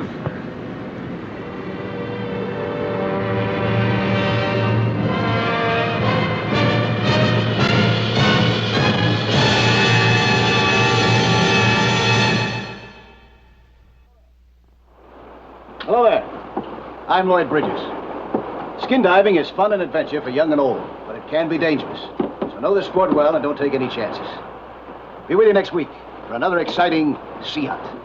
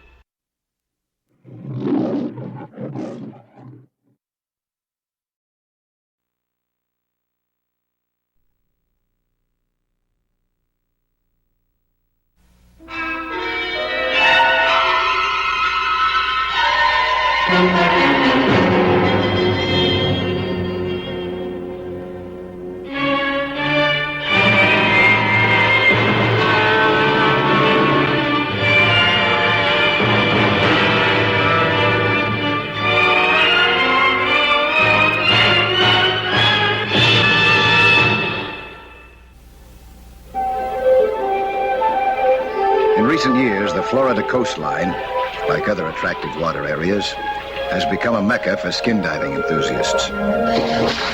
Tourists who didn't know a regulator from a mouthpiece were able to learn the rudiments of this fabulous sport from Julian Lobeck and George Turner, who ran a skin diving school out of Miami. After 20 hours of instruction and training, graduation was an underwater trip to a group of rocks and caves some 4 miles offshore. Several times I've been along on the Lobeck-Turner graduation trip, but not this time. Not the time that Julian managed to slip away from the group. He headed toward a spot where he knew a very special package had been carefully hidden for him.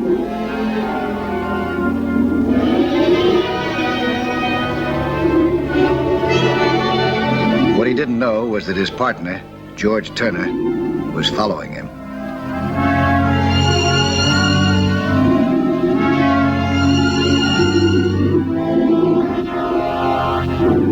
George grabbed the package from him, signaled him to surface.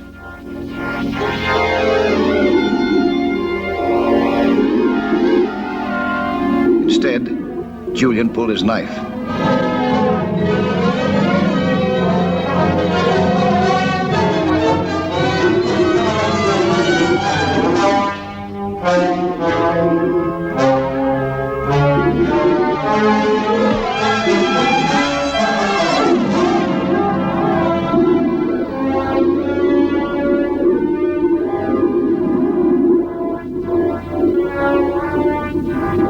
There was no point now in putting the mouthpiece back in George's mouth. George was beyond air, beyond help of any kind.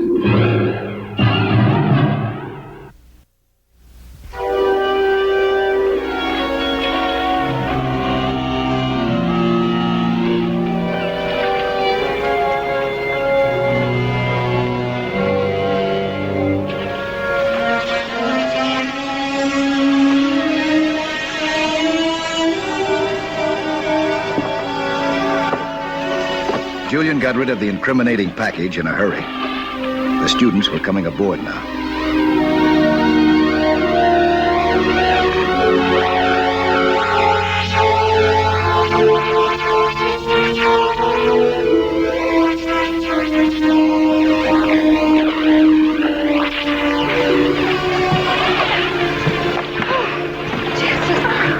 Help you with that. Well, Teach, how did we do?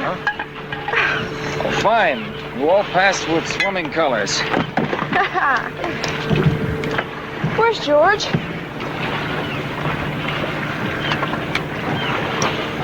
Well, I don't know. Wasn't he with you? No, we thought he was with you.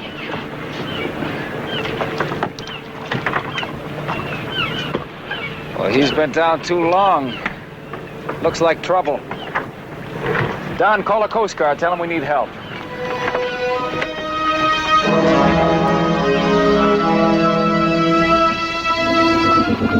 I'm a member of the Coast Guard Auxiliary.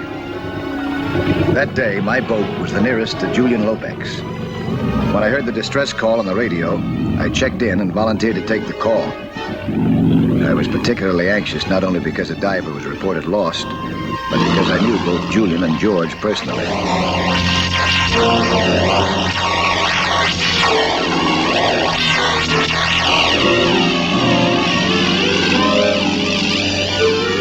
10 minutes later, I was aboard the Swan, and the students were telling me what they knew about the so-called accident. Julian was underwater, still searching, so they said. But he surfaced a moment later. There he is. I made several passes through the area, Mike. Not a trace. Now, let's give it another try, Julian. Mike, this now is hopeless. No harm trying. Show me where you last saw him. Okay.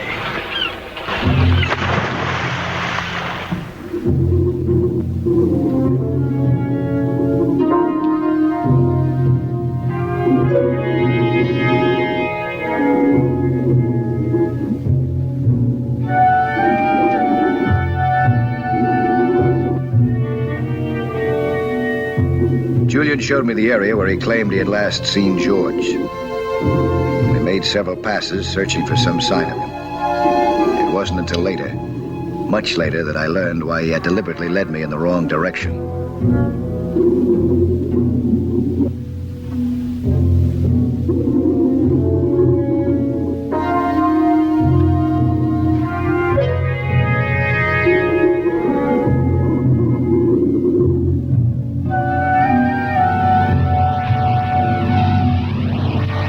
24 hours later, a Coast Guard cutter, still searching the surface, came upon George Turner's body.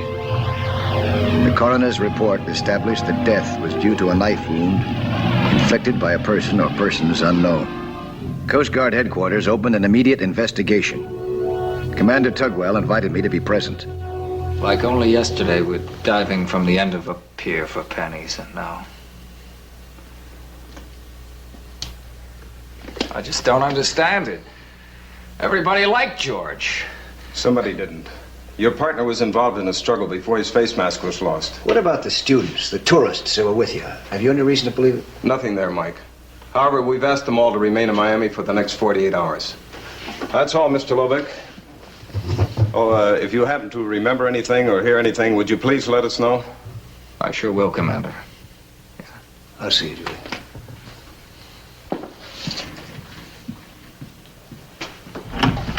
Well, if everybody checks out clean in the Swan, the killer obviously had to come from some other boat, huh? There wasn't another vessel within a mile of the Swan. Well, what about another skin diver? I mean, someone who wasn't on the Swan. But why? Well, if we could pinpoint the spot where George was killed, we might find out why. Maybe we can. Come with me.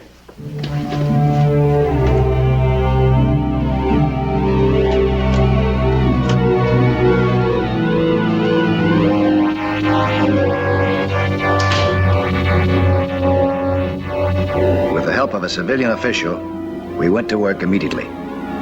First, we marked the spot on the chart where George's body was found.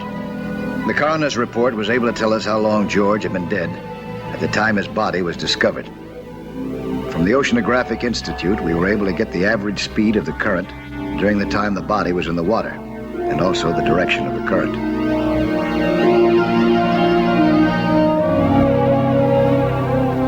Then, multiplying the speed of the current by 26 hours, Commander Tugwell was able to get the approximate distance that the body had traveled.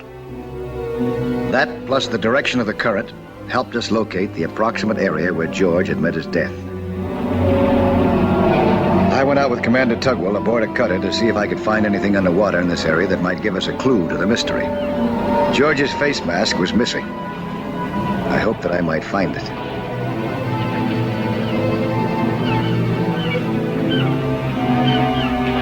This is it, Mike. We're right in the middle of our search area. If I'm lucky, I might find one of these down there.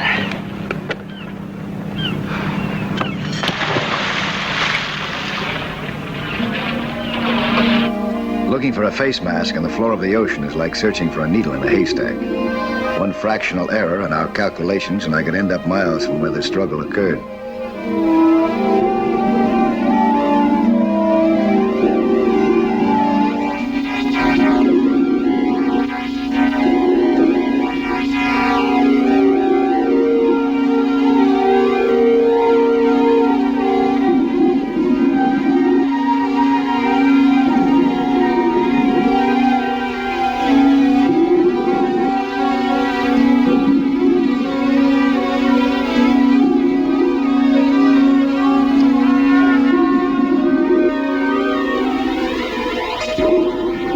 Two air tanks later, I saw something in the distance.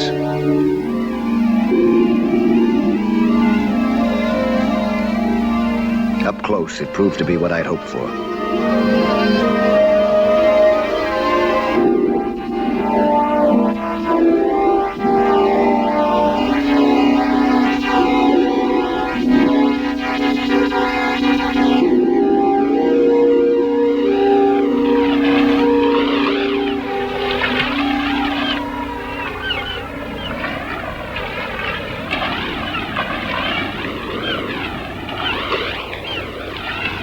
It's his, all right.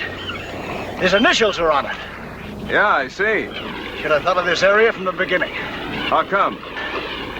The underwater caves. A graduation hall for Lobeck skin diving school. But Julian sent us off in another direction. Yeah, I know he did. I'm going back and search the same area again. Might find something else.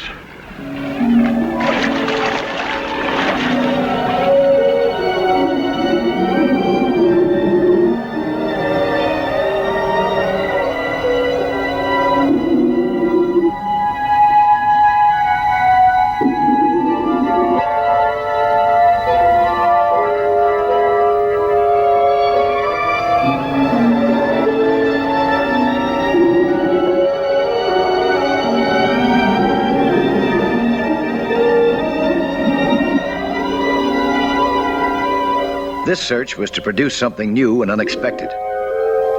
I had no idea what the small plastic bag could be, but it was worth taking to the surface.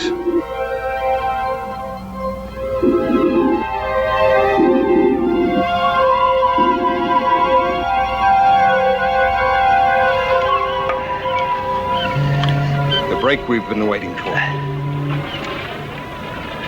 About 6 months ago, we were notified by CIA that Miami might be the message center for an espionage ring dealing in sabotage. What? Yeah. In spite of every precaution and every possible surveillance, we knew that instructions were being brought into the country and we couldn't figure out who was doing it. Oh, you mean George and Julian, huh? Simple and clever. A skin diving school is a front to bring in microfilm containers. They've become so much a part of the waterfront, nobody even thought of them. I still don't understand. How did the microfilm get there? If a skin diver from the Swan can swim to the caves, a skin diver from a ship beyond the limits can swim to meet him. Yeah, that doesn't answer your question, though. Why did they kill George? Maybe the FBI can find the answer in here. Meantime, I think we better have another session with Julian.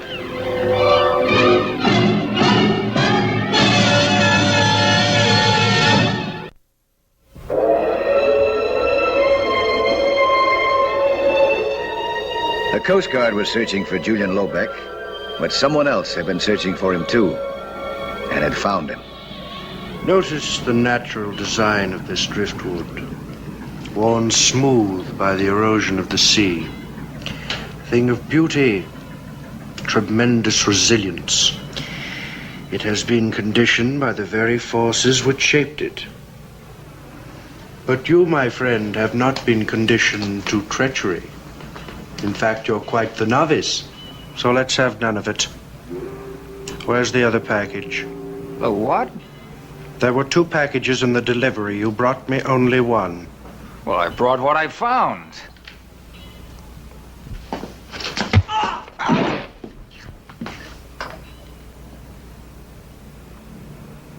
Would you trade your life for a little plastic bag? But I haven't got it. I never did. My boy, that package has no value to you, but I assure you a great deal to me. Your life isn't worth a fig until I get it. I haven't got it, believe me. I'd give it to you if I could, believe me. Maybe I lost it when George and I...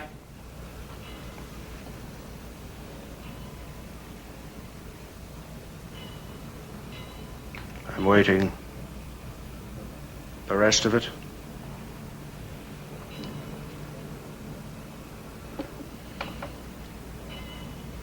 George found out I was working for you. He told me to quit. And when I told him I wouldn't, he followed me to the cave and he tried to take the package from me. We got into a fight and when I saw what happened, I headed back to the Swan. And when I climbed aboard, I realized I was holding the package. 2 packages. 1 package. You gotta believe me. I do. I want you to go back and get the other package. Find it. But the Coast Guard's all over that area. You'll pick it up this afternoon. We're expecting another delivery at the caves. You can kill 2 birds with 1 stone. Oh, no. My boy, you have no choice. You will do as you are told. But the Coast Guard. You have no choice. This afternoon at 4.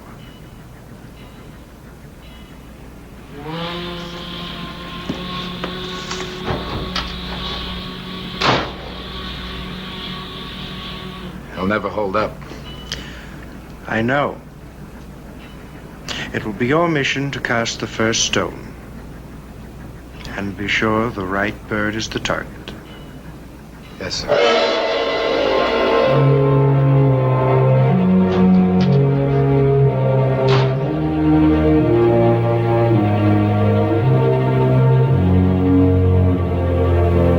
It was turning out to be a bad day for Julian all around. Mr. Lobeck, do you have any idea why we should call you back? No. Have you remembered anything which might have slipped your mind during our first conversation? No, sir, not a thing.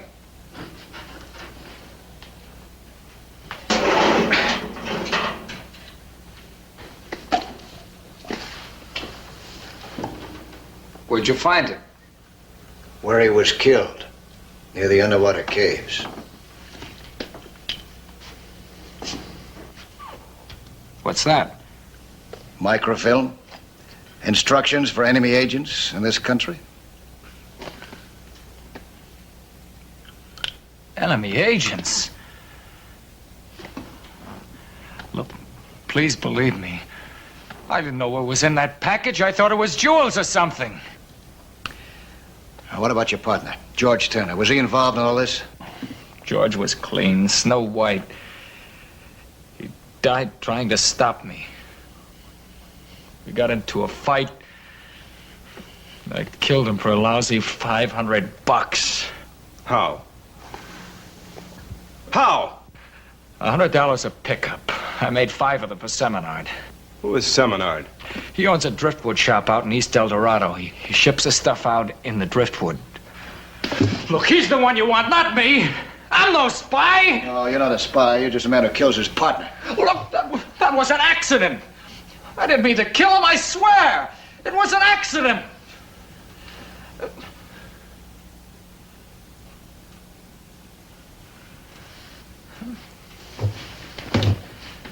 Oh, what next, Commander? Shall we, wrap up Seminard? It's no good if he ships the film out.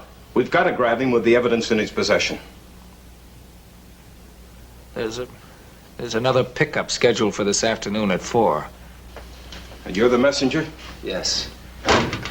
Unfortunately, you'll be in custody of the FBI. Well, maybe I can do the job for him, Commander. I mean, take his place, huh? Look, you want to play ball? What do you mean? You're up against a murder charge and an espionage charge. You want to make it hard on yourself or easy? Commander, I'll do anything at this point. Anything. Then you'll help us pull a switch on your friend Seminard. At 3:35 that afternoon, Seminard and his strong-arm man were out at sea. We're now as far from the rendezvous as Julian should be in 25 minutes. I'll be waiting for him. With ample time to make your preparations, we can't afford any more mistakes. Let us be neat and efficient and get it over with before we attract the attention of the Coast Guard.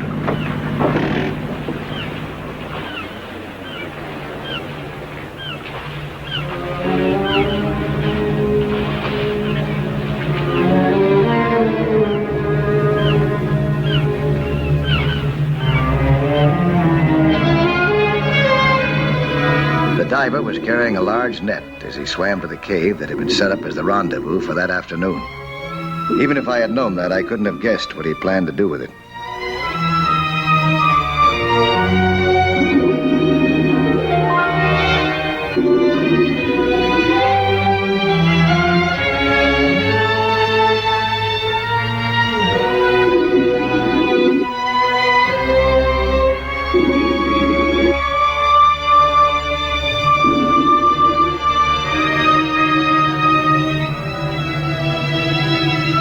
Once in the cave, he slipped a dummy microfilm packet from his belt and started rigging a booby trap.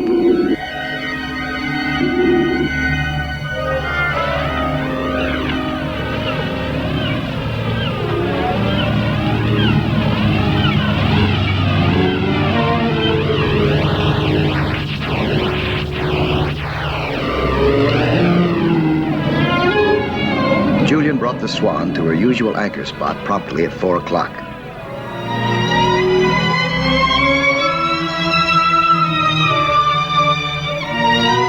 He slipped into the cabin, ostensibly to get into a scuba. He was in wetsuit for a good reason. I was in my wetsuit, ready to take his place, while the FBI took Julian back into custody. Our theory was that we might be observed, and the wetsuit would serve to make us both look alike. And we were observed.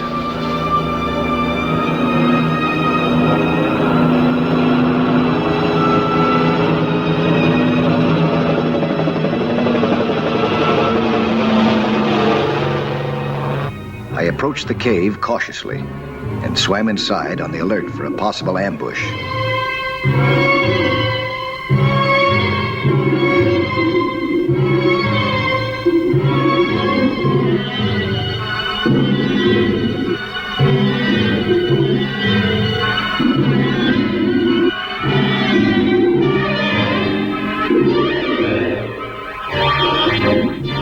I spotted the familiar plastic microfilm bag.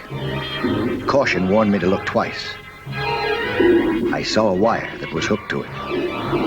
Almost immediately, a diver launched himself at me. Realizing that I had found his booby trap, he didn't waste a minute attacking the man that he thought was Julian.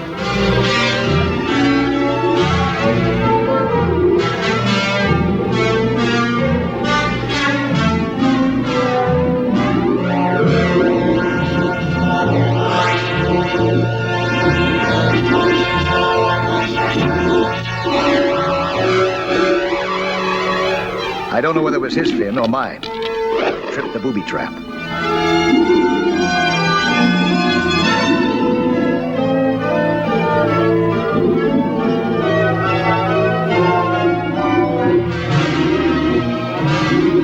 We found ourselves caught in the net that had been intended for Julian.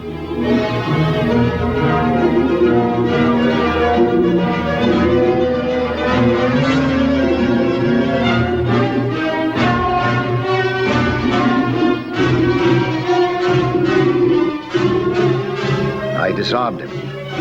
Now I tried to make him understand that we were both dead ducks unless he stopped struggling. He got the message. I could breathe easy while I cut through the net. When he tried to get out too, it was too late. I had him in the bag, and that's just the way I wanted him.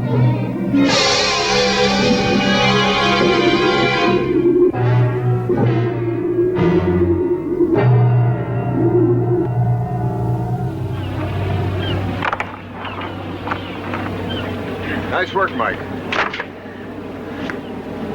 Who's he?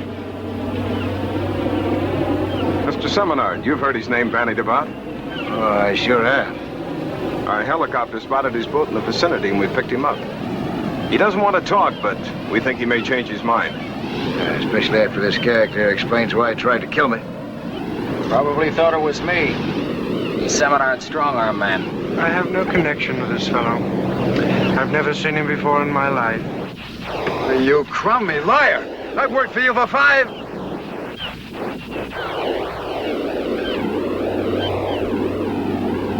Never mind. We know enough about the two of you to put this story together. Unless you'd like to save us the trouble.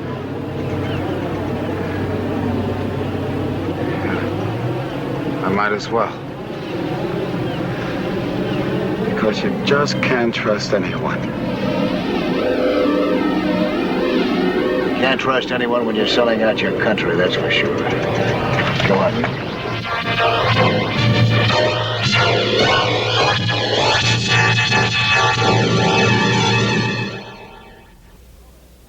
Hello there. I'm Lloyd Bridges. You know, 3/5 of the world is covered by the sea. And how little most of us know about that underwater world. Go below with us again next week, huh? For another thrilling adventure in Sea Hunt.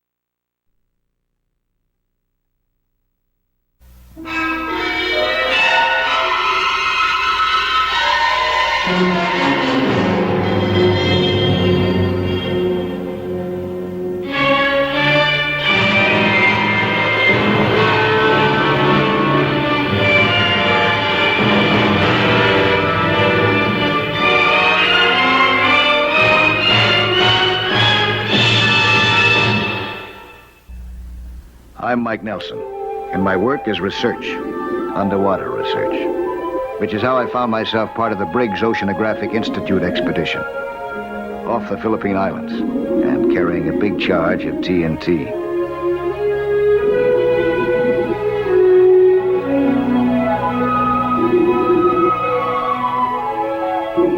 We were conducting a seismic shoot, setting off explosive charges.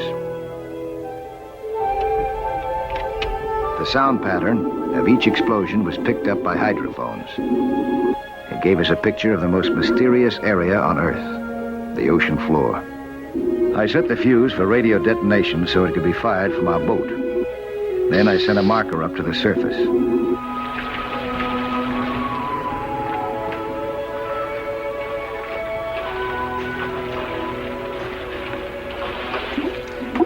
There's the marker. Dr. Martinson.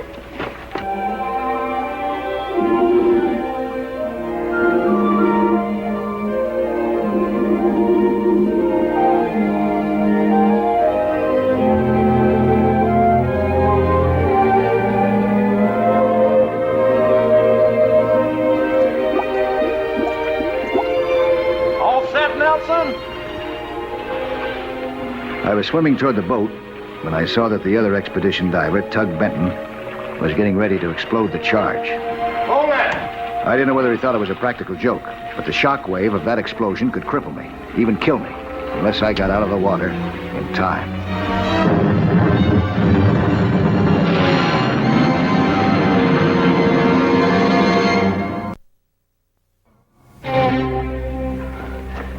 And he crossed the goal line just in time. Right. That was a stupid thing for you to do. I could have been badly hurt. Oh, come off of it, Mike. I was just kidding around. You don't have to flip your lid over it. All right, Nelson. After all, there was no harm done. And Tug, this isn't a football field. Be more considerate in the future. Oh, okay. It's just a gag. Dr. Martinson, the transseismograph, it's recording. The transseismograph was a brand new scientific baby, born out of a seismograph by sonar and transducers. The TNT charge that I'd planted had gone off, and the sound of the explosion was reflected back from the ocean floor. Now, these reflections in sound were being tracked and recorded on the transseismograph, a composite portrait of an unknown submarine world, miles underwater. It's building up a beautiful picture, Doctor. Yeah, it's quite good, as far as it goes. Oh, it seems to be going pretty far down. This one indicates the basaltic underlay at the bottom of the ocean, doesn't it? This one here? You seem quite expert, Nelson. The Institute gave me a cram course before they sent me out here to join you. Very thoughtful of them, I'm sure. Especially in view of the fact that there are 9 other ships involved in this expedition. And this is the only one that neither requested nor needs another diver. Well, of course, this is my boat. We'll not discuss it. Susan, we're getting quite an interference from the thermal barrier. Nelson, the next series of charges will have to be heavier and set deeper. Working with scuba, it's not a good idea to go below 150 feet. Tug Benton seems willing. Yeah, I'm sure Tug does. He's never done any deep diving. Tug's a good lad. A little reckless, perhaps, but then I like that. Well, I don't. Especially underwater. I've considered all the factors very carefully, and in my opinion, there's no danger. I'm going to double the explosive charges.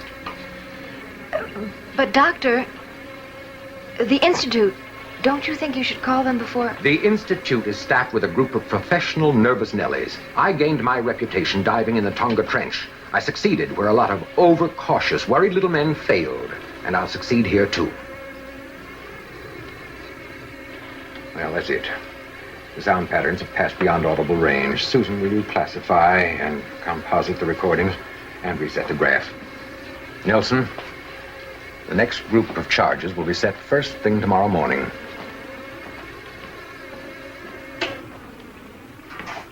He's a very fine scientist. Well, I didn't say it wasn't. They're jealous at the Institute. His work on the Tonga Trench is world famous. It's in every textbook on oceanography. That work of his was done over 20 years ago. But he's been teaching. You can't expect a scientific discovery every year on the dot. Susan, I don't deny that Dr. Martinson is a first-class scientist. But he's also a man. An ambitious one. What do you mean, ambitious? Well, I don't know. I get the feeling that he's in competition with all the other scientists on this expedition. Well, what's wrong with that? Nothing, I suppose. Except he seems to be driven. That he's got to make an important discovery on this trip no matter how. That's not true. Susan, you're a scientist, too. Don't you think he's pressing too hard? And ignoring the facts?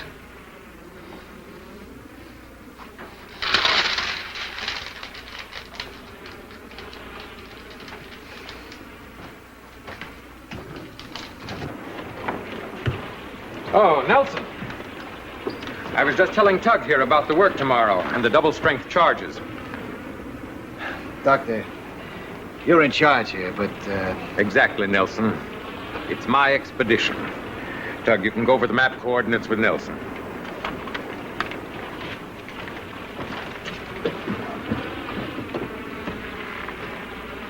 Look, Mike. The doc is the boss. I mean, they wouldn't have sent him out here unless he knew what he was doing. I don't like taking chances. I remember in the Illinois game. It was after that one that I won some votes for all-conference halfback. Well, the coach called a play that I just couldn't see. But I figured he's the coach. And you know, it worked. Well, if it didn't work, what would have happened? We would have lost possession of the ball. Well, if this play of his doesn't work, we'll lose possession of our lives. Mike. Don't bother him, Sue. Mike's got a lot of worries on his mind. You know, I had you figured for a real pro, Mike. But I guess you're just a worrywart.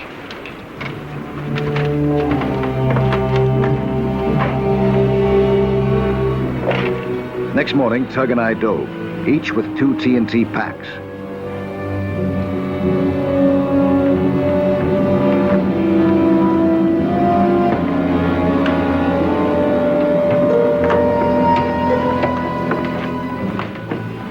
The situation was tense enough without my arguing with Tug Benton. So I took a 2-handed grip on my worries and concentrated on the job.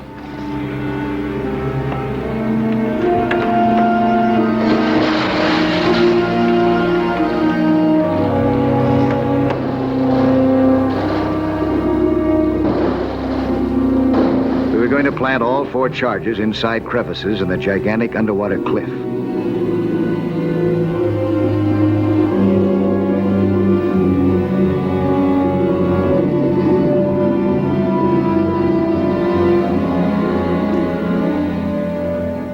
The theory was to use the cliff itself and the great inundated mountain range below it as a sort of super tuning fork. The explosions would resonate through the cliff, and the echoes would give us a picture of the geological structure of the area, right down to the bottom, 7 miles deep.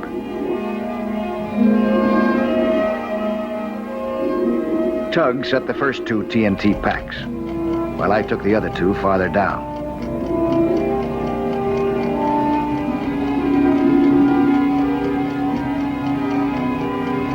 My worry was that 4 explosions in the series might shatter the cliff and start more underwater trouble than we could handle. We were placing the charges far apart so that the first explosion wouldn't act as a percussion cap and set off the others. I planted my first pack as scheduled and started the time fuse. It was preset, and once I had turned the lock, the fuse mechanism began to work. It would go off in exactly 1 hour and 45 minutes.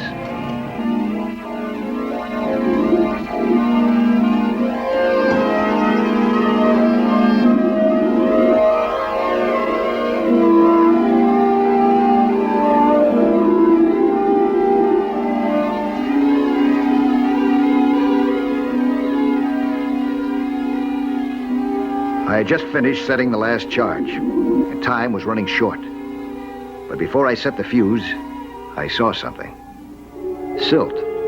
The water was cloudy with it, probably kicked up by the last explosion, but it was still agitated. This could mean that the ocean bottom was still shaking. It might be nothing at all, but it might mean trouble. Tug paid no attention. He set the fuse. And that was that. The timer inside was ticking away now. And all 4 charges were set.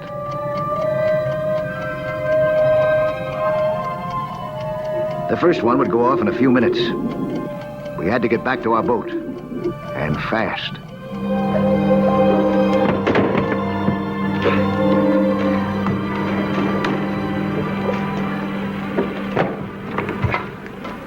Didn't you see that silt? I saw the silt, so what? What's the matter? There was a lot of bottom mud stirred up there during the last explosion. Well, that's not unusual. But it's still there. After nearly 24 hours. I'm afraid there's some sort of a local disturbance down there. And you're going to set off 4 heavy explosive charges right in the middle of it. Please, why don't you at least consult with the other members of the expedition on this, huh? Nelson, I'll say this for the last time. This is my responsibility. You're here against my wishes. In the future, I'd appreciate just one thing from you. Silence. Do I make myself clear? Very. Let's hope that the ocean bottom remains silent, too.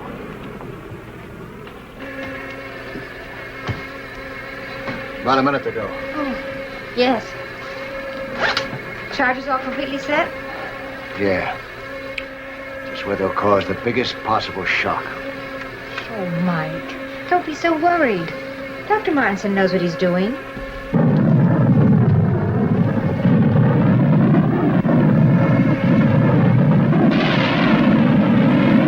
We're getting it clearly, Doctor.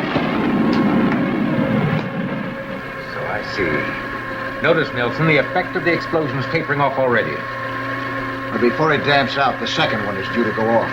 In approximately 3 minutes. Then half an hour later, the last 2. And at that point, Nelson, I'll expect an apology. If one's due, you'll get it. 2.5 minutes.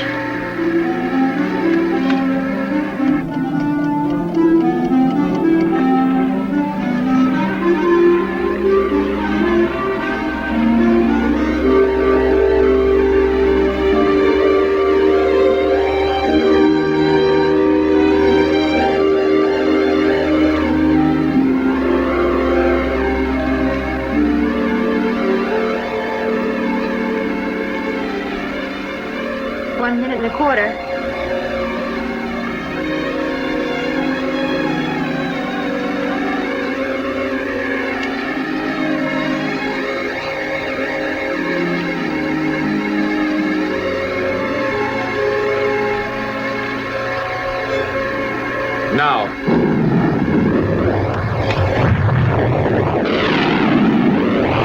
Better hold on.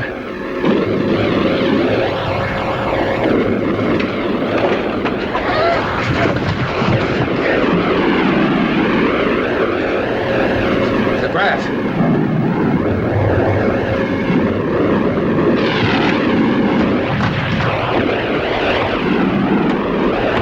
What is it?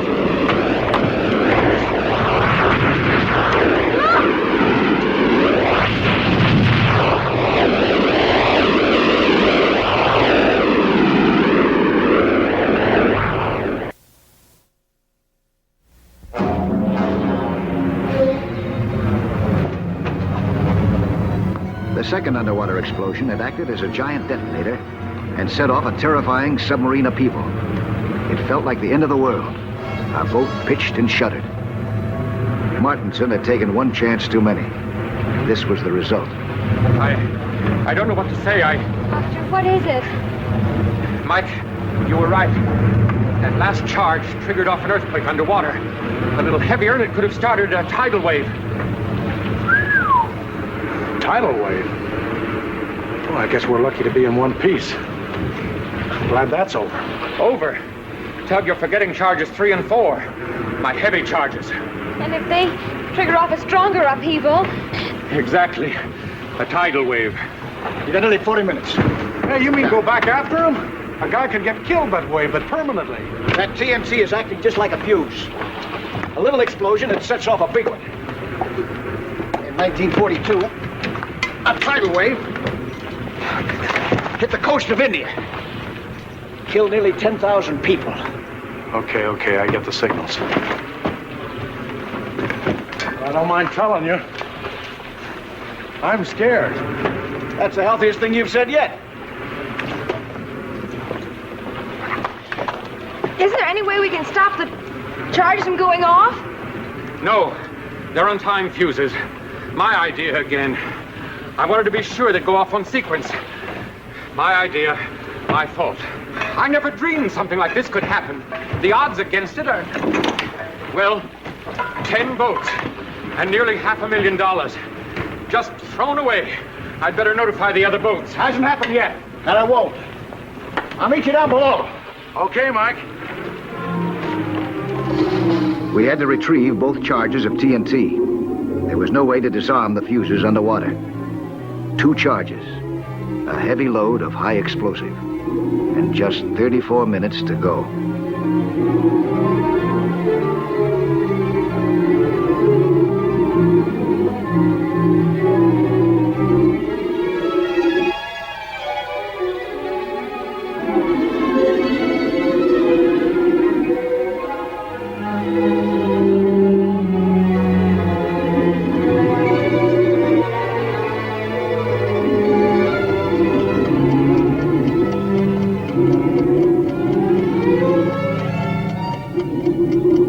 We had 27 minutes left when Tug located the 3rd charge.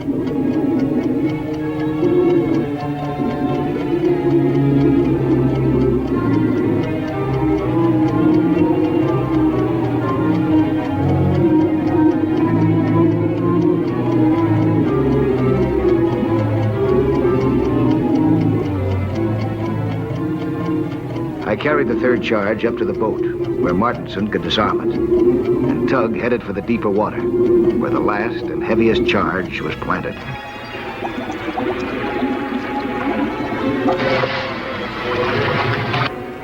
Dr. Martinson! There's Mike. Get the tool.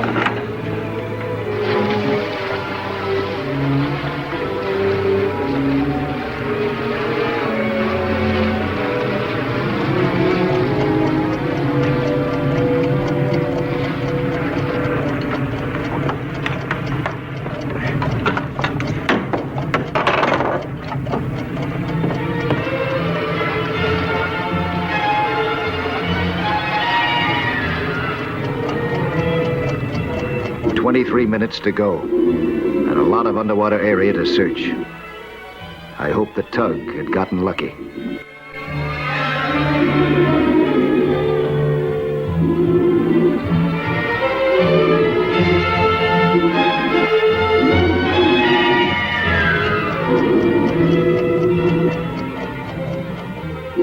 I noticed that Tug was getting irritable. Either he was getting impatient, or the pressure was bothering him. He had a right either way. But I didn't have time to ask which, because at that moment, we located the last explosive charge. I felt as happy as if I'd just inherited a fortune. We still had nearly 16 minutes, plenty of time.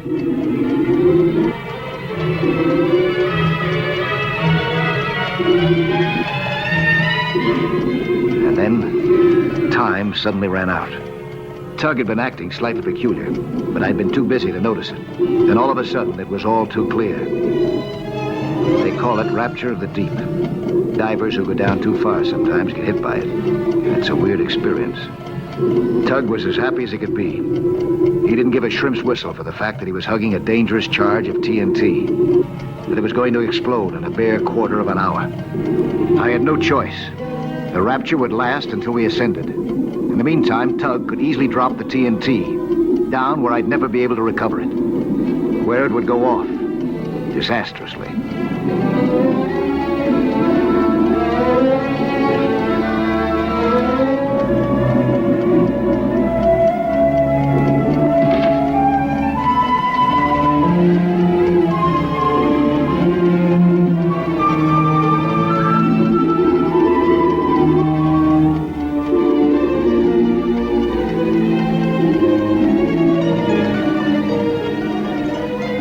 It was a madman's dream.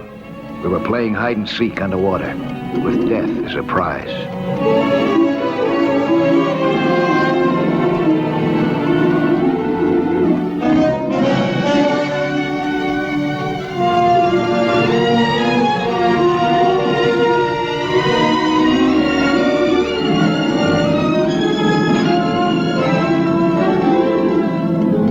could have been funny, but I wasn't laughing. 11 minutes were left, and Tug was getting wilder.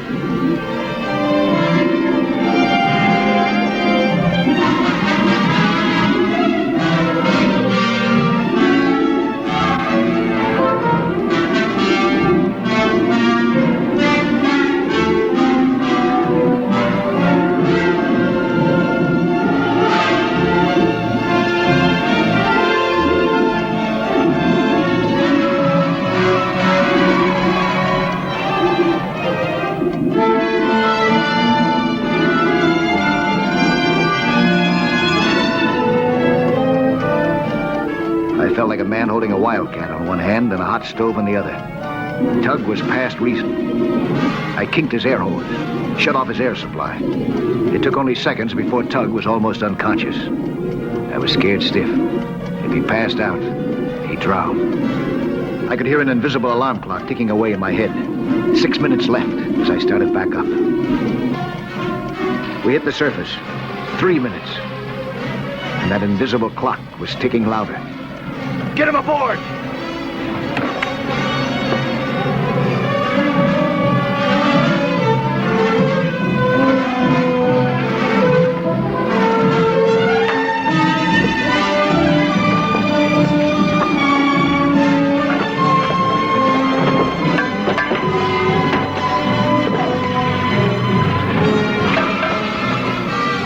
We didn't have time enough to disarm this charge.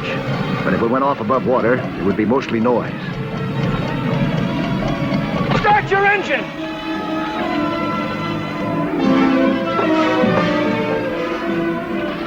We had to get away from the little boat before it went up in splinters.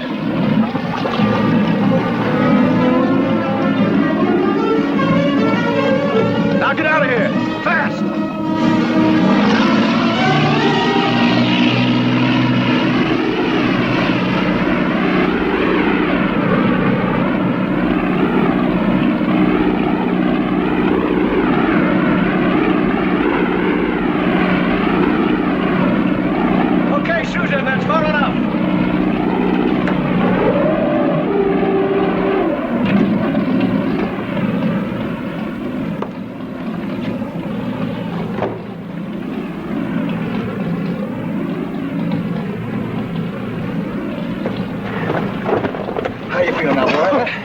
You okay? What happened?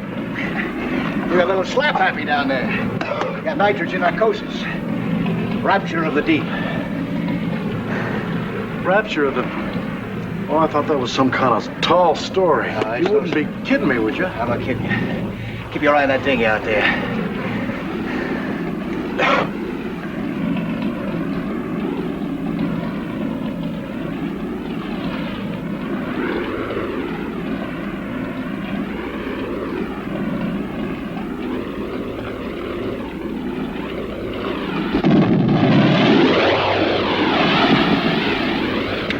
God, it's over. Come on, boy. Mike. Yeah, I guess I've been a prize boob. That goes double for me. Mike, I'd like to apologize again. Forget it. But you've collected some valuable data.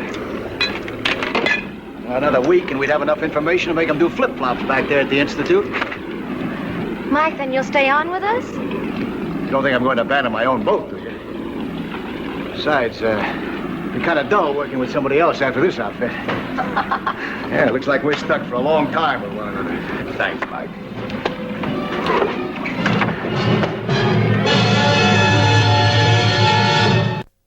Hello there. I'm Lloyd Bridges. You know, 3/5 of the world is covered by the sea. And how little most of us know about that underwater world. Go below with us again next week, huh? For another thrilling adventure in Sea Hunt.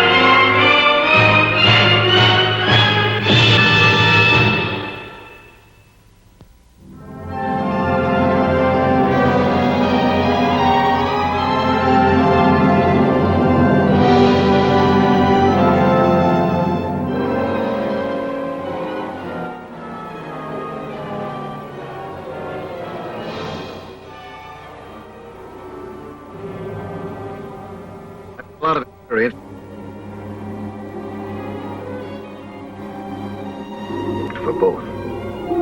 And I don't believe in facing them unnecessarily.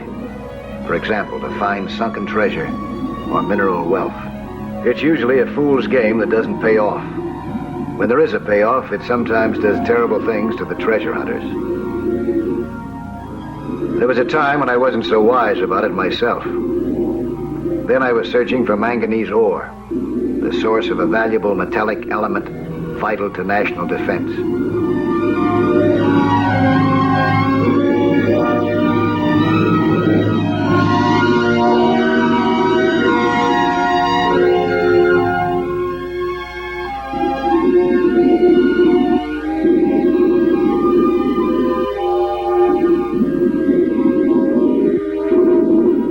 On the surface, my partner on this particular trip waited impatiently. He was Pete Otis, a geologist that I had met only a few weeks before. Manganese nodules aren't too easy to spot. They look a lot like ordinary rock. But Pete had told me just what to look for.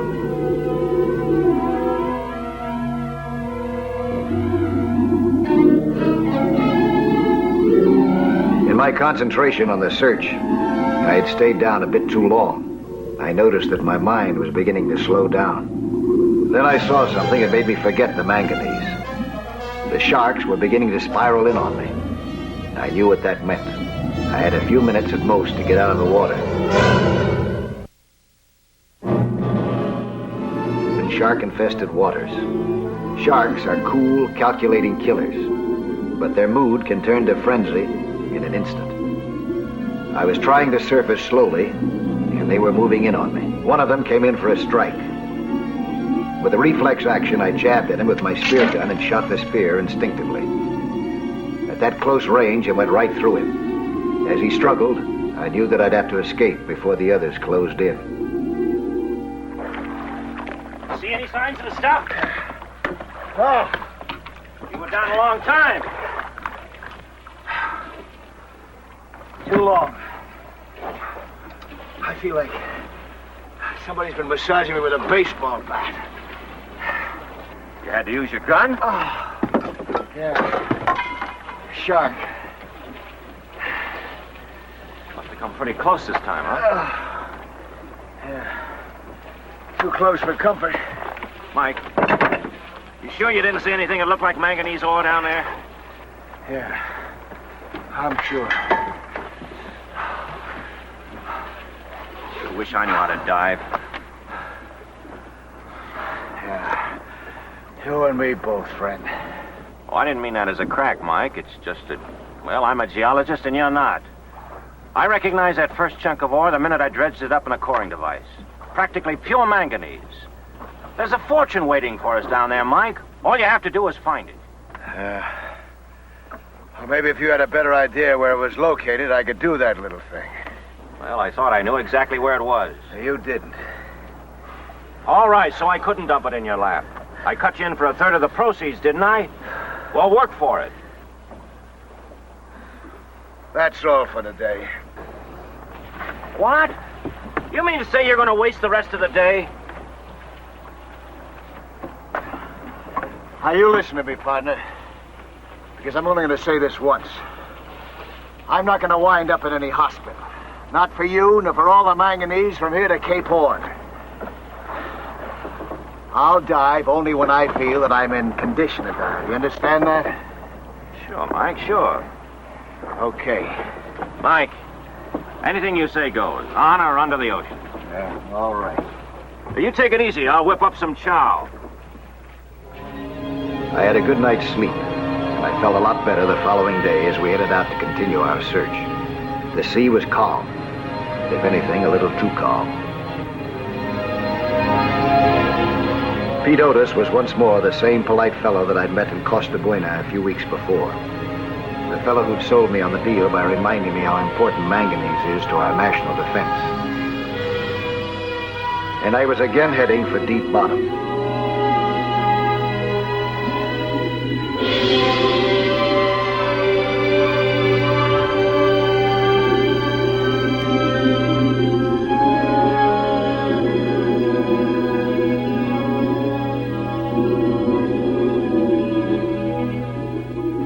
all of a sudden I was startled by a big octopus. It can be a frightening sight. Actually, he didn't want to bother me any more than I wanted to bother him.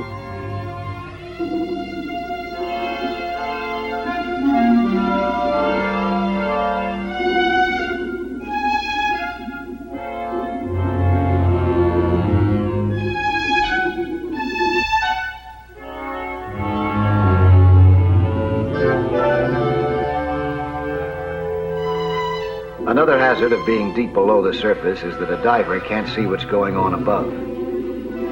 I had no idea that a change was taking place in the weather.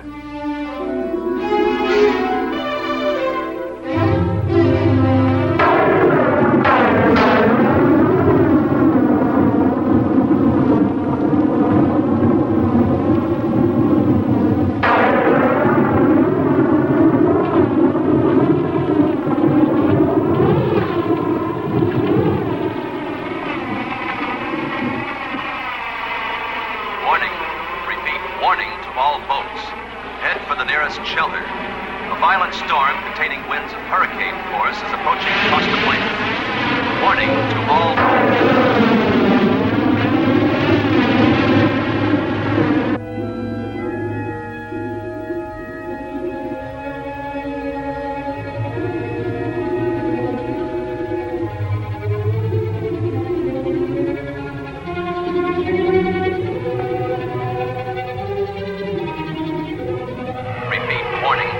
boats. A violent storm containing winds of hurricane force is approaching Costa Buena.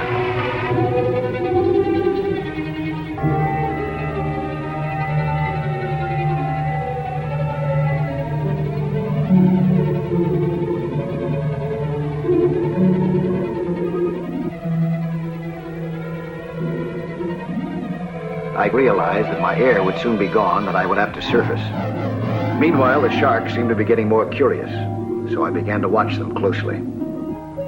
I was so absorbed in watching them that I didn't realize that I was swimming above a giant clam.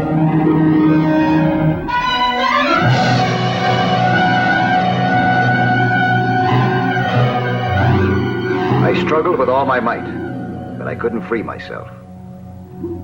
I knew that if I couldn't get out, my air would soon be used up and I would drown. It seemed as if my foot was being crushed.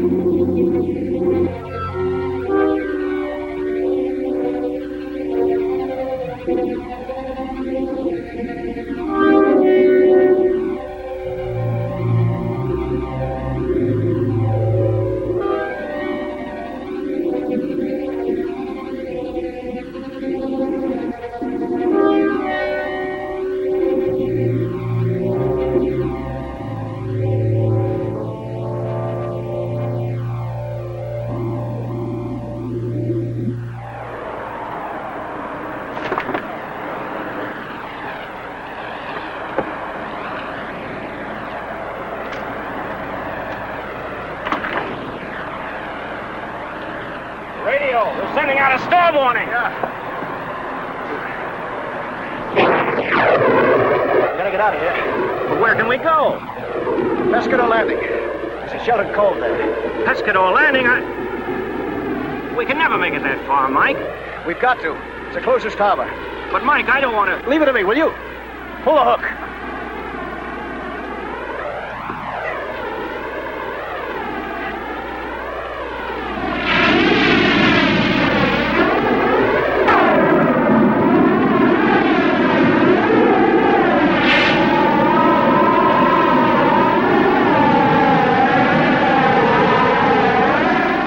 The storm was heavy and mounting.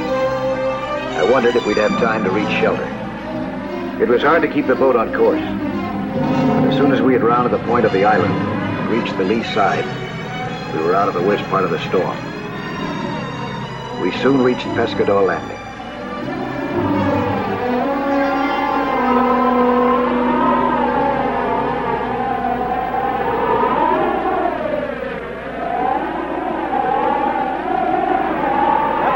Got a reception committee waiting for us. Pretty attractive one, too.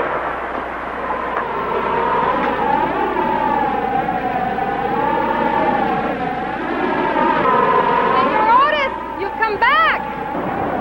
Have you seen my isn't here? No! He went to Barranca yesterday. I pray he'll stay there until the storm is over.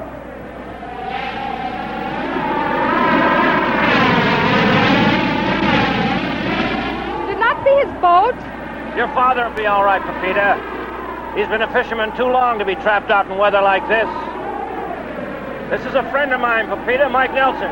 Hello? Hello, Pepita. This storm might break any minute. We better get out of here. Yes, come up to the house where we'll be safe there. Oh, no, we'll find a place all right. Please, come. Keeping secrets from me, huh, Pete? Will there be something else? No, thanks, Pepita. That was delicious. It is nothing, senor. It was my pleasure. Mike, let's get going. Ah, you came home from Barranca through this storm. What is a little thing like wind or rain to a man like me? Oh. So you finally came back, eh? You're soaking wet. You must get into some dry clothes right away. I have spent half of my life wet. Who's your friend, Pedro? This is Mike Nelson. Senor Valdez. Senor Valdez? Hey, your daughter's sure a wicked cook. We both want to thank you for your hospitality. For nada. Tell me, you are another one of these men who makes money out of rocks? No, I'm a diver. A diver, eh? Me? I am the greatest fisherman in the Pacific Ocean. All of it? All I have seen. Well, do you bring me good news after all this time? I give him a rock, a rare rock that I bring up with a net. You should see how excited he is. We are going to be rich, he says. And then, nada, I cannot even find it.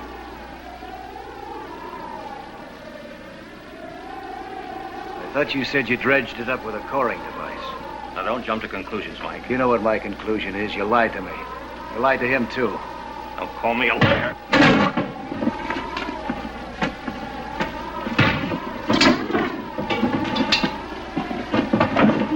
Let go of me, girl. This is my house. It is my fight.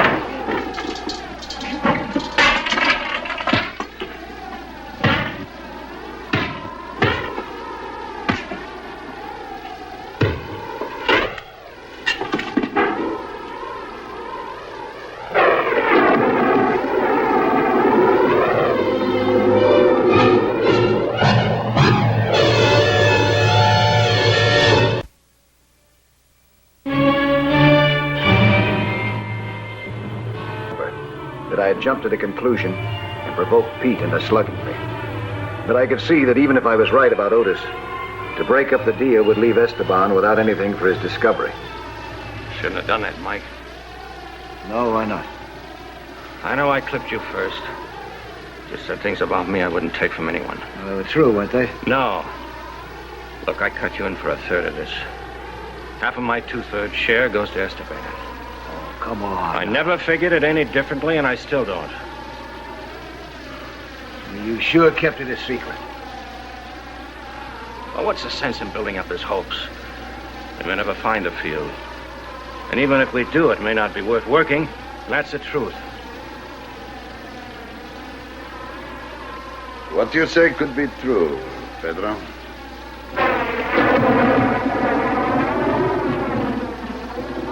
All right. Let us try it. We are all together, let us work together. What do you say, Senor Nelson? Okay, but call me Mike, eh, amigo? Okay. Mike. And so when the storm subsided, the three of us set out for the place where Esteban recalled dredging up his rare stone. He had not marked it on any chart, but with the sixth sense of an experienced fisherman, he was able to find the spot. I trusted Esteban, but I had great reservations about our other partner, to put it mildly. What this line is for? My safety line. Helps me up and down. Ah.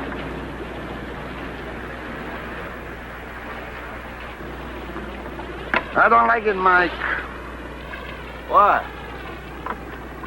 This is where you found the manganese? I think so, but there are many sharks here. Oh. Well, I can always tell when they're getting a little too curious. You have been in the water with the sharks before? Oh, yeah, lots of times. So far, no scars. I wish I knew how this diving was done. Then I could get down and help you, give you some protection. Muchas gracias. But not all I do is talk. There's something else you can do. Eh? Now, use that? But of course. I shoot almost as good as I fish. Good. Now, when I go in, and later on when I come up, if the sharks give me any trouble, you shoot them, huh? With the greatest of pleasure. Just be sure that you don't shoot me. Amigo, don't say such a thing even as a joke. Good luck.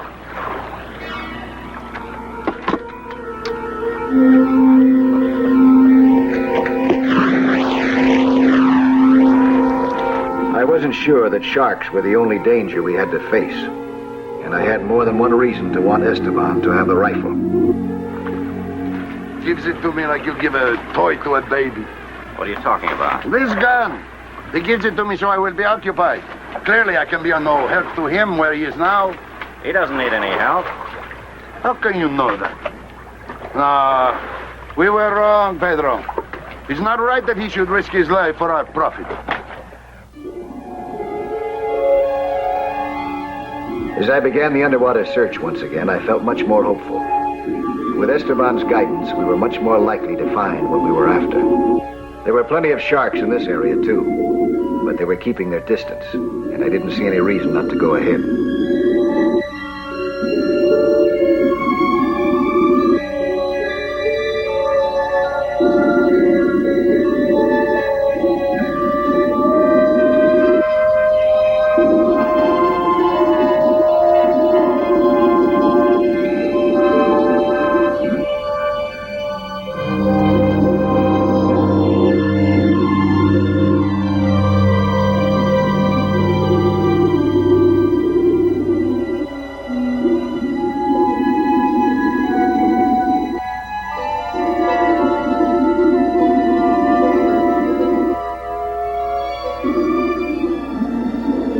This could be it.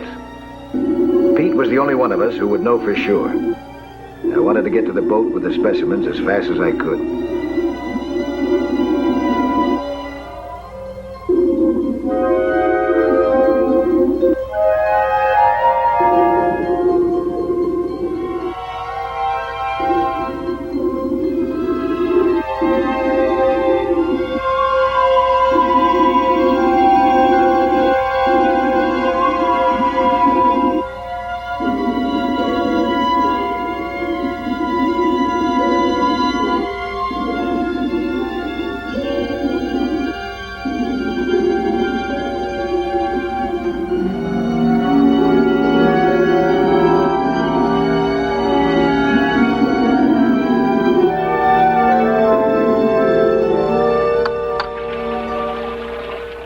Much more? A whole reef down there, same kind of rock. That's nothing compared to what could be hidden or out of sight. It's tremendous. What do you say, Caballero? Make you happy? Oh, see, my daughter, what this will mean to her. There's still plenty to do. We've got to mark it well, and we have to file our claim. Well, the position is marked in the chart. That's not good enough. You've got to go down with the marker buoy and mark it well. Fasten it securely, dead center if possible. Dead center it'll be.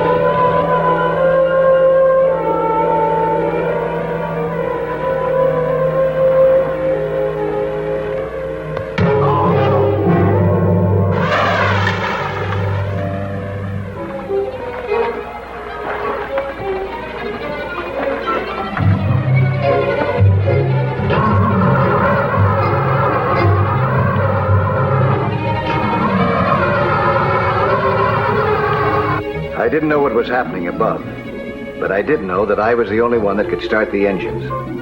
I had quietly taken care of that because I didn't trust Otis.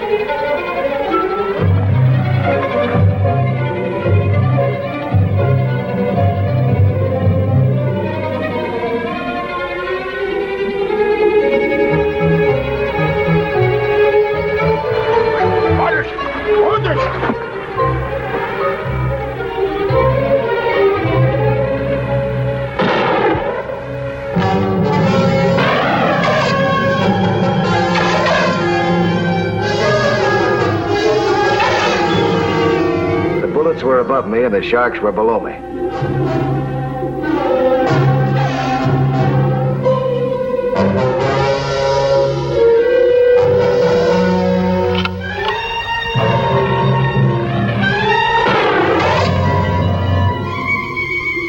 The sharks sensed trouble, and they seemed to be gathering for a kill. In my desperation, I remembered an old frogman trick. I left Otis a target to shoot at. Bubbles of air from my diving lung. I took one last deep breath and swam for the other side of the boat.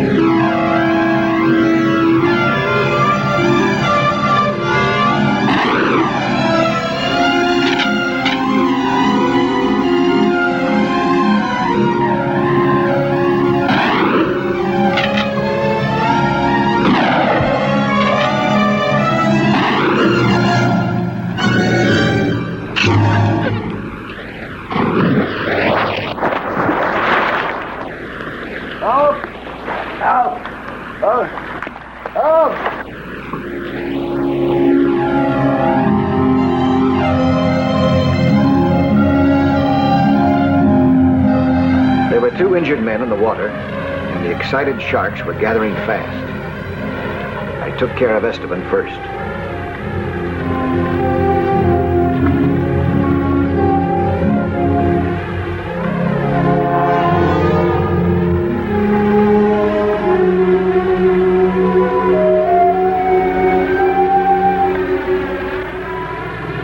We headed for Costa Buena to complete the 2 jobs that we still had to do. Register our claim, and turn our former partner over to the authorities.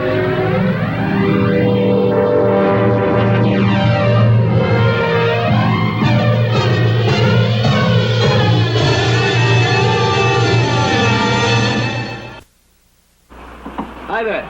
I'm Lloyd Bridges. Skin diving is certainly a lot of fun, and it's full of adventure. See some more of it again next week, huh? When there'll be another excursion into that fabulous underwater world of Sea Hunt.